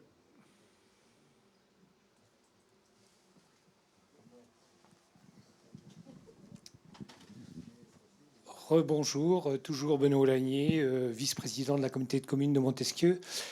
J'ai bien compris que vous aviez travaillé sur un exercice de compensation forestière dont l'unité d'œuvre, ce sont des mètres cubes de pin maritime, avec une aire de compensation qui peut s'étendre à 300 km de Socats, au bas mot. Et donc, j'exprime un besoin. Lot et Garonne, Dordogne, ça peut aller loin. Donc, j'exprime le besoin, moi, de superposer, première question, cette carte des solutions de compensation que vous avez imaginées, ou en tout cas qu'on devine, qui sont de l'ordre de 1 pour 1. Vous ne doublez pas 1 hectare compensé par 1 hectare, ou quoi, en gros 1 mètre cube par 1 mètre cube. On est bien de la compensation forestière. Mais qui n'ont rien à voir avec les autres besoins de compensation dont on a parlé précédemment, qui étaient par rapport à l'impact biodiversité, par rapport à l'impact climat qui, lui, est éminemment local. Et je voudrais aussi faire mention d'une dimension qu'on a découverte hier soir à propos de l'ennuagement, c'est-à-dire l'effet masse de la forêt, du massif forestier de la forêt des Landes, qui joue un impact important par rapport à la régulation du climat. Si vous plantez 1 hectare de pin maritime en Dordogne, en laissant un trou de 1000 mètres carrés à Socats, au cœur de la forêt des Landes, je pense qu'en termes d'ennuagement, il y aura un impact certain. Ça, c'était ma première observation. Et j'avais une question concernant des ratios que vous avez peut-être déjà observés sur les mesures compensatoires sur lesquelles vous êtes déjà engagés. On sait que par rapport à l'impact climat, j'ai lu une statistique que sur des engagements qui sont pris vis-à-vis de l'État, en fait, il y a beaucoup de déperditions. Là où il y a eu des engagements pour 1000, statistiquement parlant, quelques années après, on s'aperçoit que les mesures compensatoires qui ont été mises en œuvre ne sont peut-être qu'à 500 ou 700. C'est-à-dire qu'il y a beaucoup de mesures compensatoires promises qui ne sont pas réellement mises en œuvre. La question que je voulais vous poser, c'est est-ce que vous avez des statistiques de cet ordre-là? Alors, sur la deuxième question, ça s'adresse plutôt aux représentants de l'État.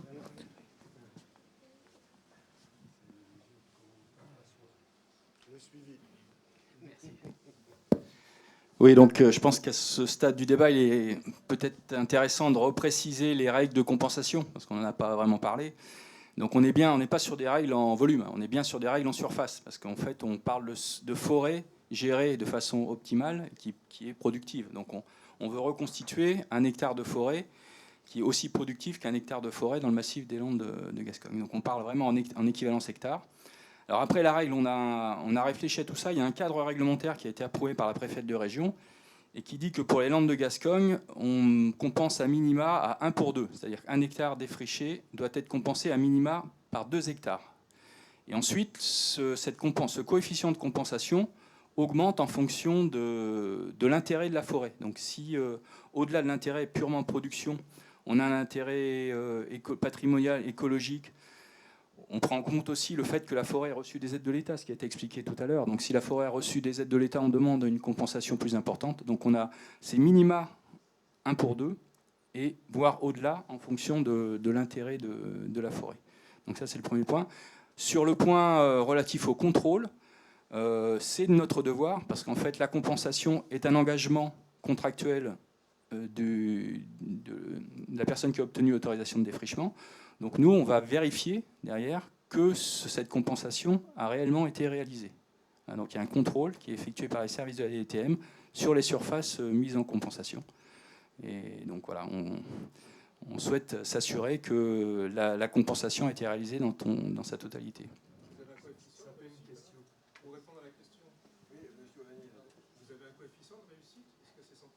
Ah, l'exigence est 100%. Ah, le résultat, oui. Le résultat, pour l'instant, on n'a pas constaté d'anomalies majeures. Et pour les quelques anomalies qu'on a pu constater, on a mis en demeure le propriétaire de compléter cette compensation. Voilà. Est-ce que je peux vous répondre ? Non, alors ça, on est très vigilant. Et c'est tout l'intérêt aussi d'avoir cet outil. Parce que la bourse dont on parlait tout à l'heure, c'est aussi un outil de suivi derrière. Donc on répertorie à la parcelle cadastrale les surfaces compensées. Et donc à la fois, lorsqu'on a des demandes d'autorisation de compensation, on ne vérifie pas que ces demandes sont gagées sur un autre projet, par exemple, attribuer 2 fois la même surface à 2 projets différents.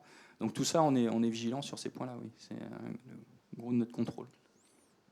Donc l'idée que la compensation, en fait, elle est théorique, mais que dans la pratique, il y en a une partie qui échappe, c'est une idée fausse.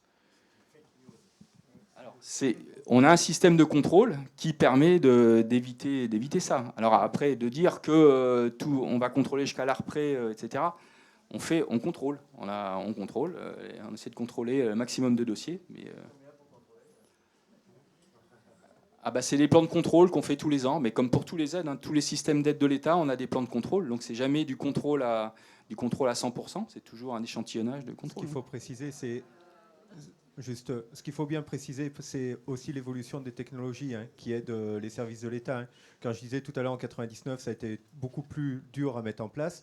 C'est que déjà en 99, il a fallu qu'on fasse l'état des lieux de ce qui avait été réellement impacté par la tempête de 99. En 2009, ça a été beaucoup plus vite fait parce que les moyens technologiques avaient évolué et a permis de voir. Et aujourd'hui, quand vous faites vous surveillez les aides, c'est plus possible de superposer.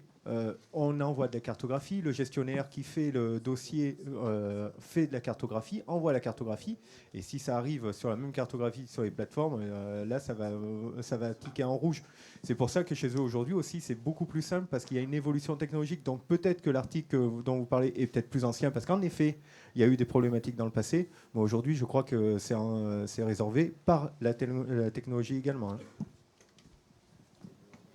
Juste par rapport à la remarque sur la pression de contrôle, alors moi je raisonnais en nombre de dossiers. Par contre, on a comme tout corps de contrôle une analyse de risque. Donc pour un dossier de cette ampleur-là, il est clair qu'il ressortirait dans l'analyse de risque et il sera particulièrement contrôlé s'il se fait. Oui, ça paraît évident. Oui. Je vous remercie. Excusez-moi, monsieur, ça appelle une question supplémentaire. Ne partez pas. Vous êtes DDTM de la Gironde. Quand les mesures compensatoires se font sur le territoire de la Dordogne ou d'un département plus au nord, est-ce que c'est le service de la Gironde qui fait les vérifications ou est-ce que c'est délégué au service départemental local ?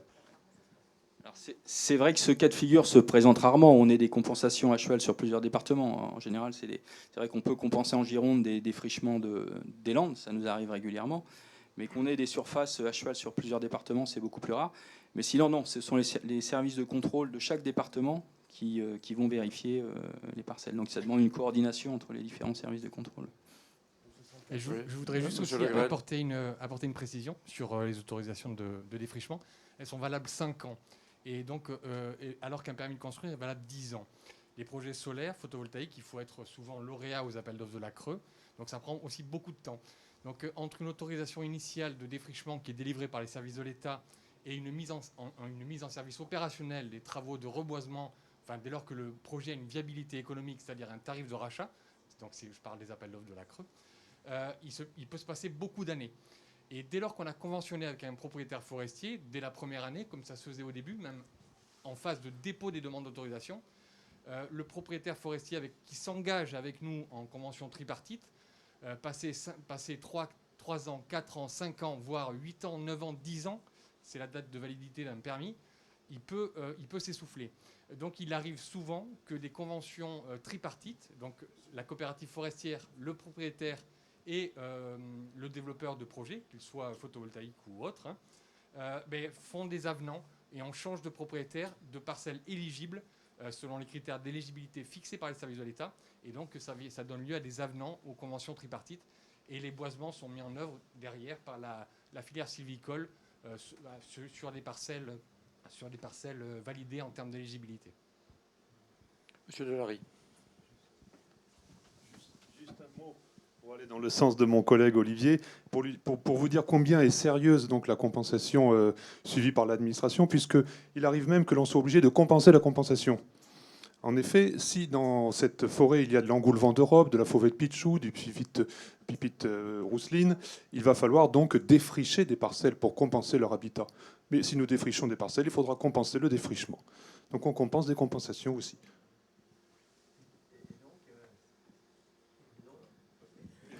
Et donc le travail est formidable de l'administration. Madame.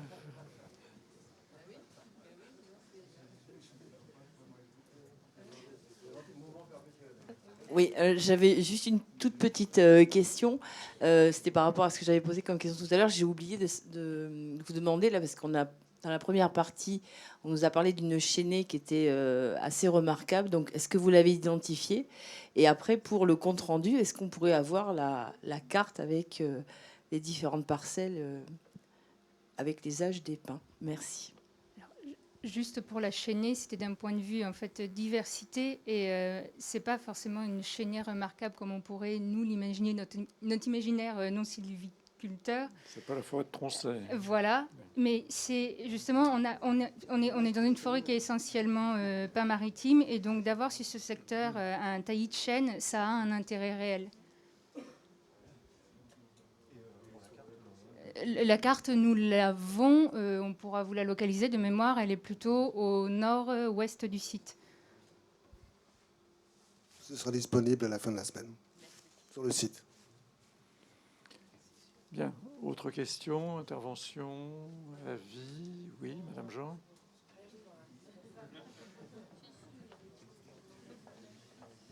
Merci. J'ai effectivement, là, je suis travaillée par votre zone de compensation qui est très grande.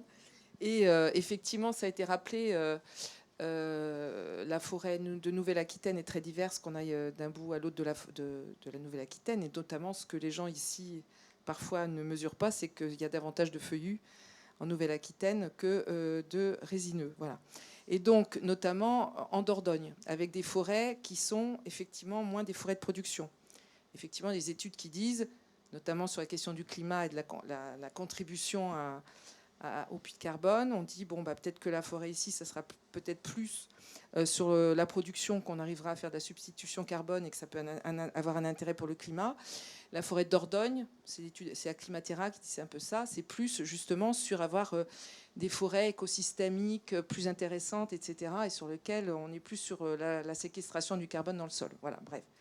Donc, moi, je m'interroge parce qu'effectivement, d'après ce que vous avez dit, il me semble que si on va dans ces coins-là, c'est effectivement pour arriver à intensifier. Parce que monsieur a parlé surface, alors j'ai un peu de mal, et vous avez parlé beaucoup volume en compensation. Donc là, j'ai l'impression que vous n'êtes pas forcément sur...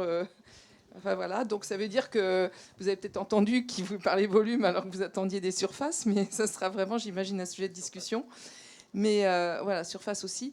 Et donc, la question, c'est effectivement, quand vous parliez de mettre plus de production, plus intensifier un peu dans des forêts qui n'étaient pas très intensivement exploitées actuellement, ça veut dire que vous allez mettre du pin maritime dans les forêts de feuillus, par exemple en Dordogne, etc. C'est ça que vous envisagiez?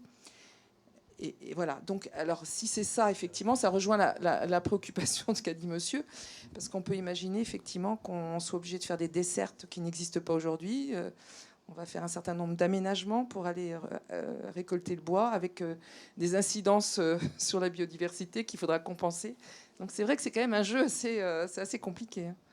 Mais c'est ça le projet de... Sur la compensation, on est bien d'accord. Hein. On parle de volume, c'est pour essayer de rattraper les volumes qui vont disparaître là, les reporter ailleurs. Mais on parle bien de surface. Hein. Parce que nous, on est bien clair avec... Il n'y a aucun souci là-dessus. Il n'y a pas de différence de langage entre nous et l'administration. Pour 1 hectare coupé, on est en train de regarder pour 2 hectares de reboisement. Sur la partie Dordogne, ce n'est pas des feuillus, des peuplements de chênes qu'on va raser pour mettre du pin maritime. Non, c'est des peuplements dépérissants, principalement des châtaigniers, qui aujourd'hui, avec les changements climatiques, sont en train de dépérir et de disparaître. Il faut savoir juste que le châtaignier est une essence introduite, qui a été introduit sur tout le territoire par les Romains, il y a très très longtemps, on est bien d'accord, mais c'est les Romains qui ont introduit le châtaignier pour des bases de nourriture, parce que la châtaigne était leur farine de l'époque. Mais aujourd'hui, ces peuplements, avec les évolutions climatiques, sont en train de dépérir. Et ce n'est pas des peuplements qui étaient sous-exploités. Hein. Historiquement, la Dordogne exploitait énormément ces taillis de châtaigniers pour faire du piquet. Et c'est vrai qu'ils ont exploité beaucoup. Je ne vais pas dire surexploité parce que je ne veux pas qu'on me fasse dire ce que je n'ai pas dit. Ils les ont exploités très largement. Mais aujourd'hui, avec le réchauffement climatique, cette essence n'est plus en station et elle est en train de dépérir. Et le but, c'est de remettre potentiellement du pain maritime, mais accompagné avec d'autres essences. On ne dit pas, ne nous faites pas dire ce qu'on n'a pas dit, on ne va pas raser des forêts entières de feuillus pour mettre des résineux à la place. C'est pas ce que l'on a dit, on va faire de l'enrichissement. Non, c'est pas du tout ça, hein, de toute façon, que j'ai dit non plus. Hein. Mais donc ça veut dire que ce que vous êtes en train de dire, parce que si on remonte aux Romains, je pense qu'on considère que l'espèce est indigène quand on remonte avant je ne sais plus quelle période. Donc là, je pense qu'elle est considérée comme étant indigène.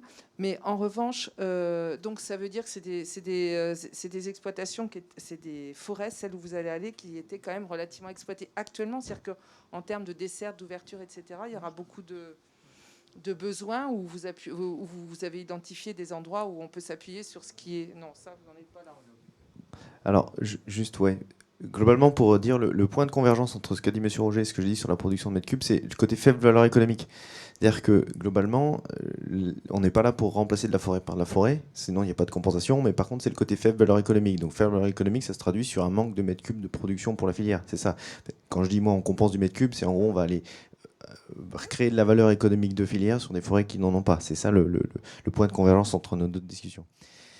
Et sur la partie création de réseaux de desserte et alors effectivement on est un peu prématuré pour vous dire exactement les parcelles qui sont ciblées. Et cette forêt de Dordogne, elle a quand même été exploitée fortement sur le piquet de châtaignier. Les usages de la forêt ont changé aussi parce que toute la forêt française est anthropisée. C'est-à-dire que c'est la main de l'homme qui a façonné la totalité de nos surfaces forestières, quasiment. Et globalement, c'est les usages du bois qu'on a qui ont été modifiés. Et c'est vrai qu'on a arrêté de récolter le taillis comme on le faisait auparavant sur certains usages. Donc, vous mettez à ça votre remarque tout à l'heure sur le changement climatique, sur le fait qu'effectivement ces peuplements-là sont en première ligne par la sensibilité des essences. Et c'est vrai que le pain maritime a des compétences en fait climat qui peuvent aider sur les deux sujets. Après, sur la création de pistes pour l'exploitation de forêt, tout ça, c'est des choses qui vont aussi dans le bon sens parce que quand vous exploitez une forêt, vous générez du bois d'œuvre. Le bois d'œuvre, c'est du carbone stocké. Vous générez de l'emploi. Il y a tous les bienfaits de la multifonctionnalité parce que l'objectif, je pense, à l'échelle nationale, c'est justement d'éviter cette spécialisation des fonctions de la forêt. On est vraiment sur un objectif de multifonctionnalité. Ça, c'est l'engagement général. Donc, c'est-à-dire qu'on doit avoir une fonction de production de bois, de biodiversité et une fonction sociétale à l'échelle de nos forêts. On ne peut pas spécifier et spécialiser nos espaces forestiers. On est un trop petit pays pour ça. Voilà. Merci. Il y a une question qui n'a pas eu de réponse tout à l'heure, c'est celle de M. Aulagnier sur l'ennuagement. Il ne faudrait pas que ça reste un sujet nébuleux. L'ennuagement, ça a été un thème qui a été soulevé hier par une personne du CRPF ou CNPF.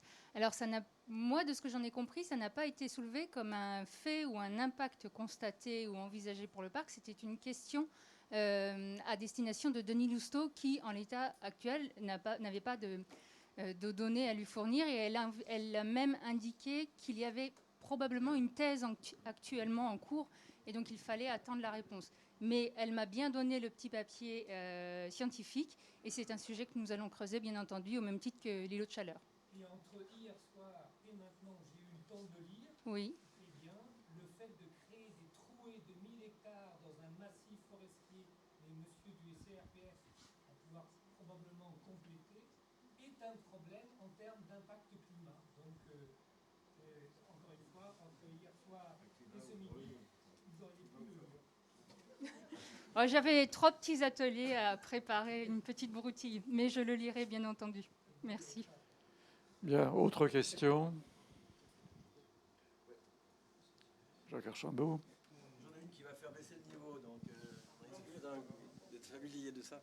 Oui, j'en ai une qui va baisser le niveau. Finalement, on va savoir combien d'hectares vous allez raser, quoi. C'est-à-dire, parce que 1 milliard 1000 hectares, là, c'est des chiffres chocs, hein, chic et choc, c'est de ce dont on parle, mais à l'arrivée, à quel stade, mais c'est une question au maître d'ouvrage, à quel moment on sait finalement, combien sont effectivement menacés, voilà, menacés ou rasés, quoi. Non, parce qu'il y a des surfaces sur lesquelles vous avez passé du... non, parce qu'il y a des trous. D'après ce que j'ai compris, il y a un certain nombre de trous. Il y a un certain nombre d'endroits où, de toute façon, c'est des coupes rases, ou ça sera des coupes rases à ce moment-là. Oui, d'accord. Mais quand on va établir le bilan carbone, quand on va établir le bilan, etc. Non, mais bien sûr, j'ai bien compris que réglementairement, il n'y a pas de sujet, il n'y a pas de problème là-dessus. Mais quand même, qu'on ait un peu la vérité des chiffres là-dessus, quoi. Donc en effet, ça va baisser le niveau, mais c'est une question que j'ai entendue. Non, c'est encore une question de planning, Monsieur le Président. Ça sera au moment où nous déposerons les demandes d'autorisation. Il faudra que le projet soit complètement défini. Donc c'est grosso modo dans un an et quelques. Merci. Qui demande la parole? Le défrichement, c'est pas uniquement couper du bois, c'est le changement de destination d'une parcelle. Donc, à partir du moment où vous installez sur des parcelles forestières sur 1000 hectares, il y a 1000 hectares de défrichement. Après, l'impact sur ce qui sera coupé, on le saura après, oui. On est complètement d'accord. Bien. Autre question, intervention? Non. Alors, il est dit que nos ateliers prévus pour 2 heures, au bout d'une heure et demie... Ah non, une question, monsieur.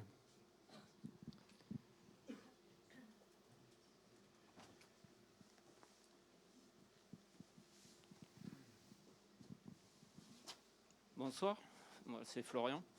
En fait, c'est d'abord une suggestion, plutôt ce que j'aimerais évoquer, c'est plus l'aspect de la forêt. On parle de forêt, mais moi je le vois pas comme ça. Je vois ça comme une simple plantation, quoi, monoculturale, type agriculture intensive. Donc il faudrait choisir les bons mots. Moi, c'est ce qui m'a choqué un peu jusqu'à présent. Ensuite, la pratique culturelle de la foresterie intensive, enfin, la sylviculture, donc on ne va pas reprendre le mot foresterie, ce serait plutôt sur quelque chose de durable. Mais je dirais que ce n'est pas un mode de culture qui est durable. Quand on fait une coupe rase et qu'on laboure les sols type champ de maïs, on libère tout le carbone qu'a pu stocker la forêt pendant son temps de pousse. Donc le résultat, il est plus que nul, à mon avis, en termes de bilan carbone. Moi, je le vois comme ça. En termes de biodiversité, c'est pareil. On ne peut pas dire que parce qu'on fait une coupe rase sur 50 hectares et qu'on laisse 50 hectares de pins maritimes à côté, il y a une rotation de la biodiversité. C'est les diversités d'essences qui font ça. Ce n'est pas forcément juste la rotation du cycle culturel d'une forêt, enfin d'une plantation. Je pense qu'il faut vraiment revoir la copie. Moi, je ne suis pas expert forestier, mais... J'ai l'impression qu'il y a un gros malaise, quoi, sur le type de culture. On n'a pas modifié le schéma depuis qu'on a commencé à planter du pin maritime dans les Landes, quoi. On est toujours sur ce même schéma de combien je vais récolter de bois.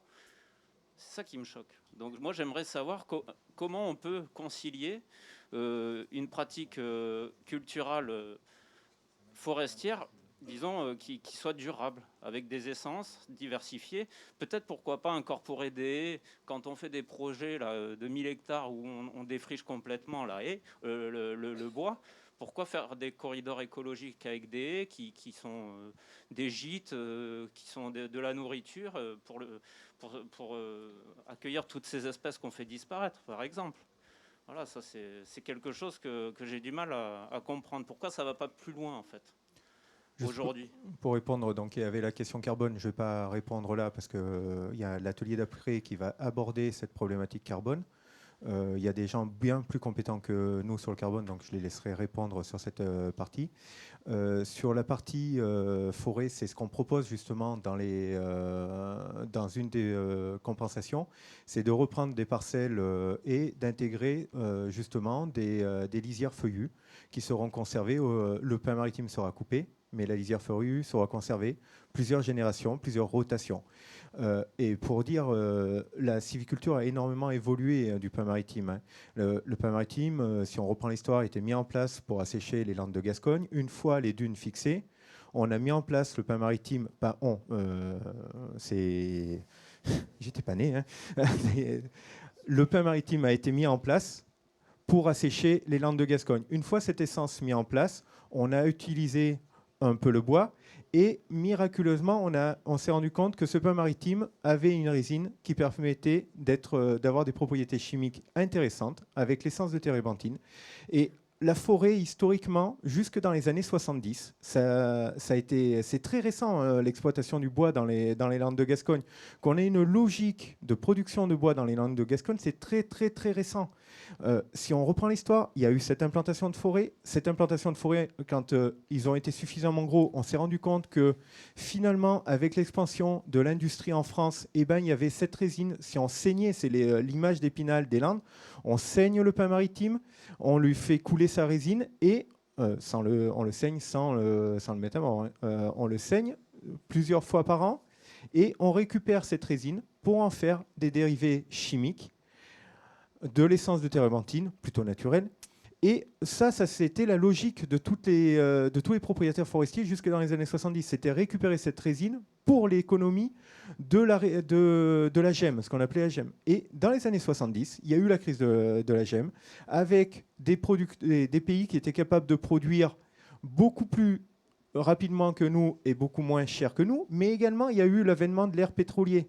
Le pétrole a permis de remplacer cette essence naturelle qui était l'essence de térébenthine. Du coup, les forestiers se sont retrouvés avec des arbres sans rien. Il faut comprendre également que le forestier cultive pour l'avenir. Il faut comprendre que, si on se rappelle également l'histoire, en 1949, il y a eu un incendie qui est parti, malheureusement de Socat si je me trompe, et qui arrivait à mi-misant. Il faisait nuit en plein jour à Bordeaux à ce moment. À ce moment, le forestier a appris et a mis en place tout ce qui était défense des forêts contre l'incendie. D'où un maillage aussi, tout ce maillage de pistes qui est là, que l'on voit sur cette propriété. Ce n'est pas pour la production de bois qu'il a été mis, c'est pour la sécurité des personnes qu'il a été mis en place. Avant tout, en 1949, pour sécuriser la forêt et éviter les grands incendies comme on a eu en 1949. Et cette production de bois est vraiment venue qu'après. C'est ce maillage qui a permis d'exploiter plus facilement. Mais un hectare coupé est un hectare reboisé. Et après, sur le carbone, oui, il y a des pratiques de labour qui peuvent être contestées sur de la relibération de carbone. Oui. Je ne suis pas capable de vous dire combien de mètres cubes de carbone on relibère au moment du labour. Il faut savoir qu'aujourd'hui, on abandonne de plus en plus les labours en plein pour passer sur du labour en bande. Ce labour en bande permet de ne pas travailler toute la surface et de ne pas relâcher toute la quantité de carbone qu'il peut y avoir dans le sol, dans l'atmosphère. Donc, il y a plein de facteurs dans cette sylviculture. Le choix de, on a des cycles un peu courts. C'est vrai qu'avant, on avait tendance à aller beaucoup plus loin dans l'âge des pins. On allait jusqu'à 80, 90 ans. Mais ce qu'on se rendait compte, en fait, c'est qu'on avait des arbres qui étaient atteints par un champignon. Et du coup, ce bois était impropre. Donc du coup, ce bois impropre arrivait et elle n'avait pas une bonne valorisation parce que ce bois était retransformé en chauffage, était retransformé déjà sur des bois énergie, c'est plus large. Il y avait du feuillu aussi à l'époque pour le valoriser. Feuillu. Il y avait d'autres filières aussi. Il n'y avait pas que le résineux qui n'était pas forcément exploitable parce qu'il était trop vieux. Enfin, bon. Le feuillu, il y en a toujours eu assez peu sur les landes de Gascogne. Hein. Le pin maritime répond à une exigence de terrain. Le pin maritime n'est pas là par hasard, il est là de manière historique. Quand Brémontier a mis en place tous les boisements des Landes pour assécher ce marais, parce que pour répondre à des problèmes de salubrité publique, on met en place ce pain maritime. De nombreuses essences ont été... si on reprend l'histoire, si on réanalyse tout ce qui a été mis, Brémontier est arrivé avec une vision du centre de la France, des grandes forêts de chênes, des grandes forêts de feuillus. Le feuillu a été essayé. Le feuillu n'a pas marché. Et du coup, ils ont repris une essence locale qui était présente localement, qui répondait bien aux exigences du terrain. Le forestier, on essaie que de répondre aussi aux exigences. On essaye de répondre aux exigences de terrain, c'est-à-dire qu'on a un terrain à contrainte dans les Landes. On est aujourd'hui à l'école, ils se parlent de milieu habités dans un milieu à contrainte. Si on revient quelques siècles en arrière, mais la France, les Landes de Gascogne étaient un milieu à grande contrainte. Donc, on a en effet on a transformé en anthroposie. Je vais y arriver. Bon, excusez-moi, j'arrive pas. On a artificialisé, anthropisé, voilà, merci. Ces milieux, certes, mais le feuillu, on a laissé des feuillus à des endroits. Je ne dis pas que fut un temps, les générations ont essayé de conquérir, mettre du pain maritime où il n'y avait pas de raison. Aujourd'hui, on fait marche arrière, il faut être très clair. Aujourd'hui, justement, la logique économique peut être intéressante là-dessus. C'est qu'au bout d'un moment, investir dans un endroit qui est improductif, eh ben aujourd'hui, on fait marche arrière. Dans les années 60, 70, il fallait produire du bois, c'était national. Donc on a mis beaucoup de résineux, c'est vrai. Aujourd'hui, on voit que dans d'autres régions de France, on est en train de faire marche arrière parce que ce résineux n'est plus adapté aux conditions climatiques aujourd'hui. Mais ce pain maritime, il a toujours été là. Il a traversé les siècles. Et aujourd'hui, on utilise du bois, un bois local. Il faut le reconnaître. C'est 50 000 emplois non délocalisables, une ressource importante pour une filière. Et on essaye de ne pas faire n'importe quoi. On essaye d'avoir une logique. Ce pain maritime est là, on le cultive, on essaye d'avoir un cycle. Alors, voilà, je ne sais pas si j'arrive à répondre à toutes vos questions. Je comprends vos interrogations. Mais vous y répondez, mais c'est la méthode, en fait. Pourquoi industrialiser à outrance comme ça? C'est ça qui m'agace. Pourquoi pas laisser un peu plus de place à la biodiversité, en fait, en allant comme ça, voilà, la sélection, je ne sais pas si c'est OGM, sûrement qu'il y en a eu ou il y en aura, bon, peu importe. Mais en termes de résilience, moi, je ne suis pas sûr que vous tirez un peu une balle dans le pied pour moi. Vous verrez qu'à terme, les attaques d'insectes, les incendies et la moindre tempête, tout sera couché. Et puis, on en a déjà vu l'expérience en 99, en 2010, et ça recommencera. C'est obligé. C'est pas viable. Parce qu'il y a un problème de mixité d'espèces. Tant qu'on viendra à outrance toujours optimiser pour faire pour des gains économiques, à un moment donné, il va falloir faire marche arrière. Ça, vous n'aurez pas le choix de toute façon. Voilà, c'est tout. Moi, c'est mon point de vue. Après, j'ai pas posé forcément de questions de fond. Désolé, j'interviens très peu en public d'habitude, mais là, c'est vrai que ça me porte un peu à cœur. Mais voilà, merci. Tout le monde peut exprimer son point de vue. Vous avez bien fait d'exprimer le vôtre, monsieur. Oui, monsieur Clément.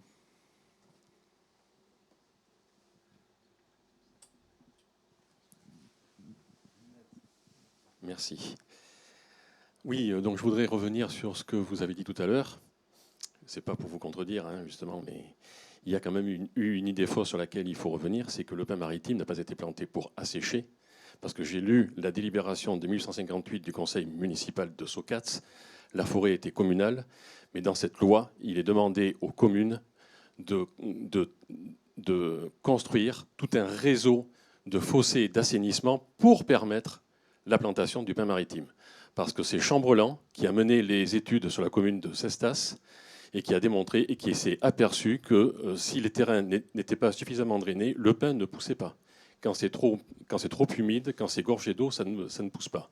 Et à l'origine, sur le massif, avant qu'il y ait le massif forestier, il y avait à peu près 10 à 15% de la superficie actuelle qui était plantée de pin maritime, de manière naturelle, mais c'était essentiellement disposé au pied du cordon dunaire, côté continent, évidemment, pas côté océan, parce que justement, avec le sable, c'était très perméable, l'eau s'infiltrait et le pin pouvait pousser. Donc c'est juste pour rétablir cette réalité, le pin maritime a été planté parce que justement, dès 1824, il y a eu, je ne sais plus qui c'est qui a fait cette découverte, c'est que c'était pour la résine. Premier dérivé, la résine pour la colle, avec la colophane. Ensuite, il y avait le dérivé secondaire, c'était pour l'industrie, poteaux de mine chemin de fer, traverse. Voilà, je voudrais justement ça. Ça a été utilisé, mais il fallait d'abord assainir. Et c'est pour ça que la commune de Socats, à l'époque, le conseil municipal a décidé de tout vendre parce qu'il n'avait pas l'argent pour faire tout le réseau de fossés d'assainissement. Voilà, je m'excuse de vous contredire, mais j'étais voilà. un peu rapide. En fait, c'était en effet une double mesure. Il y avait le côté assainissement qui était important et le côté plantation parce qu'il fallait remettre les terrains en production. En production, parce que c'était un projet industriel, puisque à l'époque, le Second Empire, c'était vraiment une époque industrielle à 100%. Et c'est pour ça qu'il y a tout ce réseau de fossés qui quadrille tout le massif forestier sur 1 million d'hectares, puisque le massif forestier fait à peu près 1 million d'hectares. On peut se mettre d'accord sur cette superficie. Voilà. Et donc, c'est ça. Sinon, il n'y aurait pas ces fossés. Hein. Il a fallu faire ces fossés d'abord. Voilà. Je voulais juste apporter cette précision. Et après, pour le reste, je vous rejoins. C'est très bien que la profession aussi se réinterroge sur ses pratiques culturelles, parce qu'il fut un temps, effectivement, c'était très monoculture intensive. Je rejoins le jeune homme, puisque moi j'ai connu quand même la forêt. Je suis né à côté en 1956, je suis plus tout jeune, donc je la connais très bien. Je sais ce qu'il y a dedans, monsieur Barbedienne. Donc voilà. Donc, mais je l'ai connue quand elle était résinée, et quand elle était résinée, c'était quand même autre chose, vraiment, avec cette odeur de térébenthine. Je crois que l'on est d'accord sur ce qui marque. Oui, voilà. Donc, ok. Oui, mais 4 ans, c'est pas énorme. Voilà, donc je voulais juste apporter cette précision sur le fait qu'il a fallu d'abord faire tout un réseau de fossés d'assainissement pour pouvoir planter les pins, et qui n'était pas prévu d'ailleurs à l'origine sur 1 million d'hectares. Hein, c'était beaucoup plus restreint, mais ça a été ensuite développé. Voilà, c'était juste pour apporter cette précision, sans vouloir vous contredire, bien évidemment, parce que pour le reste, j'apprécie fortement le fait, l'étape 3 sur la stratégie, et ça va tout à fait dans le sens de la nouvelle sylviculture que l'on peut appeler de nos voeux sur ce territoire. Voilà. Merci, monsieur le maire. Je joue juste à ce que vous venez de dire à propos du Second Empire, qui était aussi l'époque du plan Freycinet de construction des chemins de fer, d'où un besoin énorme en traverse de chemins de fer, et qui explique aussi, pour partie, la politique sylvicole de l'époque. Autre intervention? Non, vous êtes complètement épuisé. Monsieur Berthet.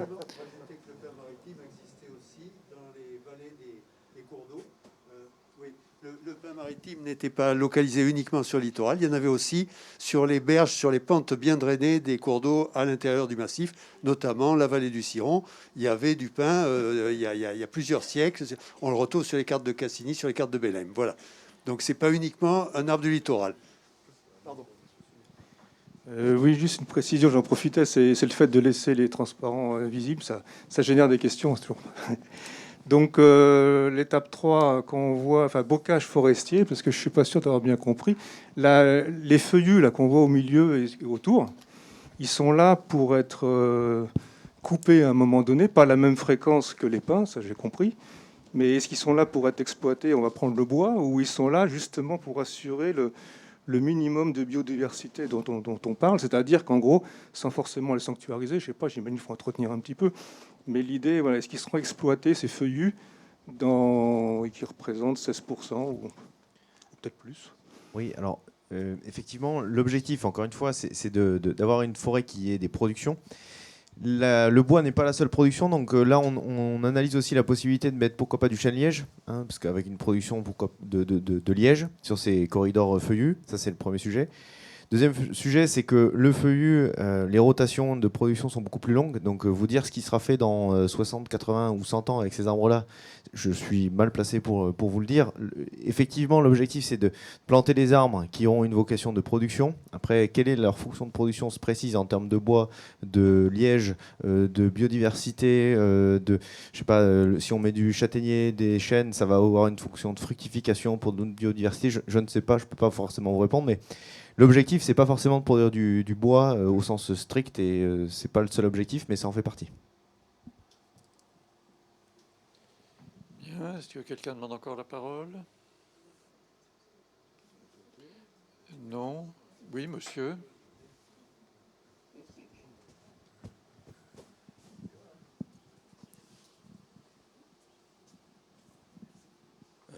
Bonjour, c'était juste pour demander qu'est-ce que ça veut dire qu'assécher, enfin la salubrité de l'assèchement des marais. Alors on a vu que c'était du coup pour le pain, ce qui remettait en question la première vue, mais du coup ça veut dire quoi salubrité? Parce qu'au départ vous présentiez la salubrité comme une salubrité pour l'humain.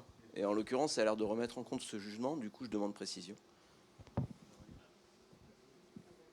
Vous me corrigerez, mais en effet, il y avait beaucoup de problèmes de malaria dans les Landes à l'époque, qui étaient dus à la présence des moustiques et des zones humides. Les zones humides, c'est bien. Je veux pas, je veux surtout pas me vexer. Les zones humides, c'est très bien, mais il y en avait tellement qu'il y avait des gros problèmes de malaria, notamment.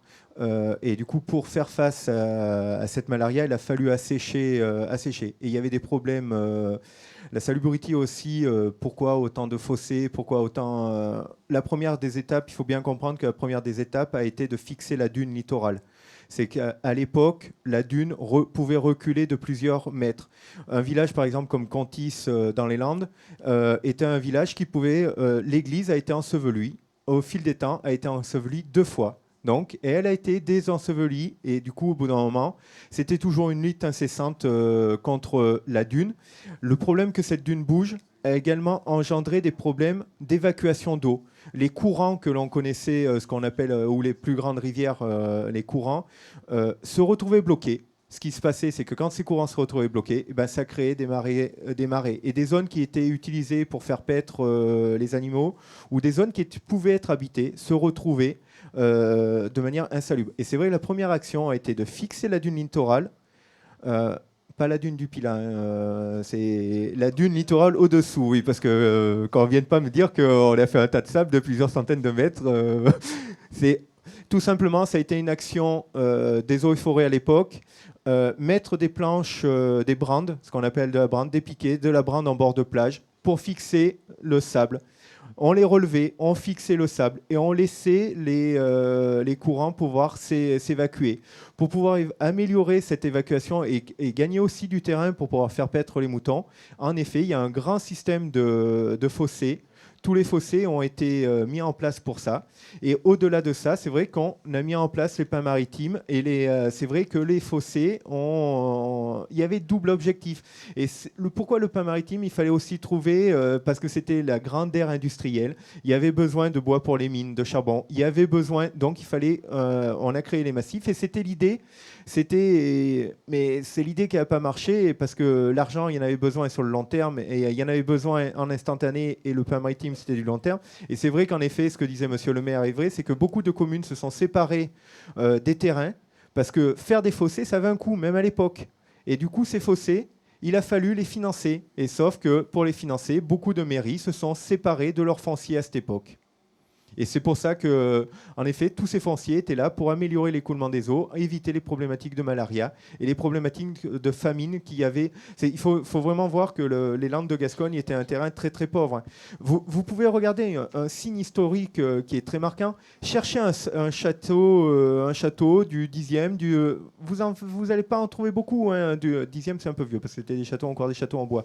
14e siècle, château du 14e siècle. Cherchez-en. Il n'y en aura pas beaucoup. Je ne dis pas que vous n'en trouverez pas, mais par rapport à d'autres régions de France, vous verrez que la richesse, elle s'est que créée plus tard. Une dernière question. S'il n'y en a pas, il reste à remercier nos 2 experts pour la présentation qu'ils ont faite et pour les petits cours d'histoire qu'ils nous ont délivrés. Et pour les plus patients d'entre vous, les plus résistants, rendez-vous dans une demi-heure pour la présentation de l'étude sur le bilan carbone.